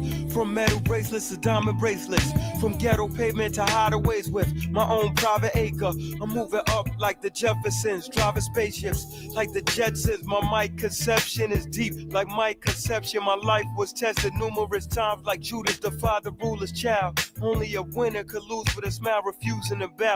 Even the critics are core mega enthusiasts now. As well the SL5, I watch the roof come down. When Sammy come through, you know how the crew get down. We no longer have to move bricks now. Rainy days are brighter when the jewels are out. And we only dealing with people showing true love now. Dedicated to everyone who grew up hard. Sky's the limit, reach for the stars. I had to let it go. Things don't change. It ain't the same no more. No, it ain't. No, it ain't.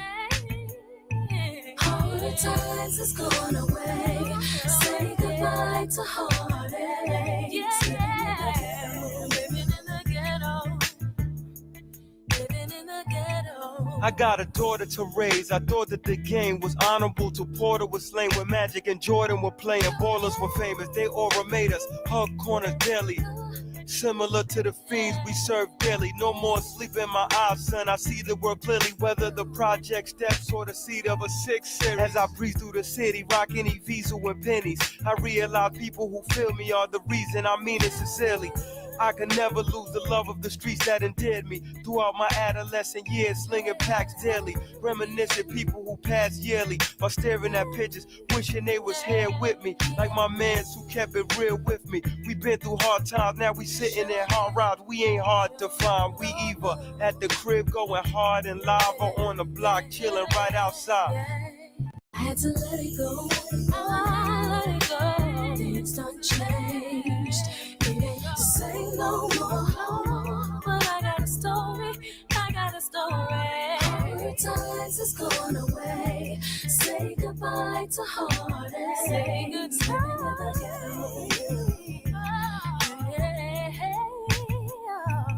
Sometimes I sit inside my residence and I just think of my life and the situations I might face.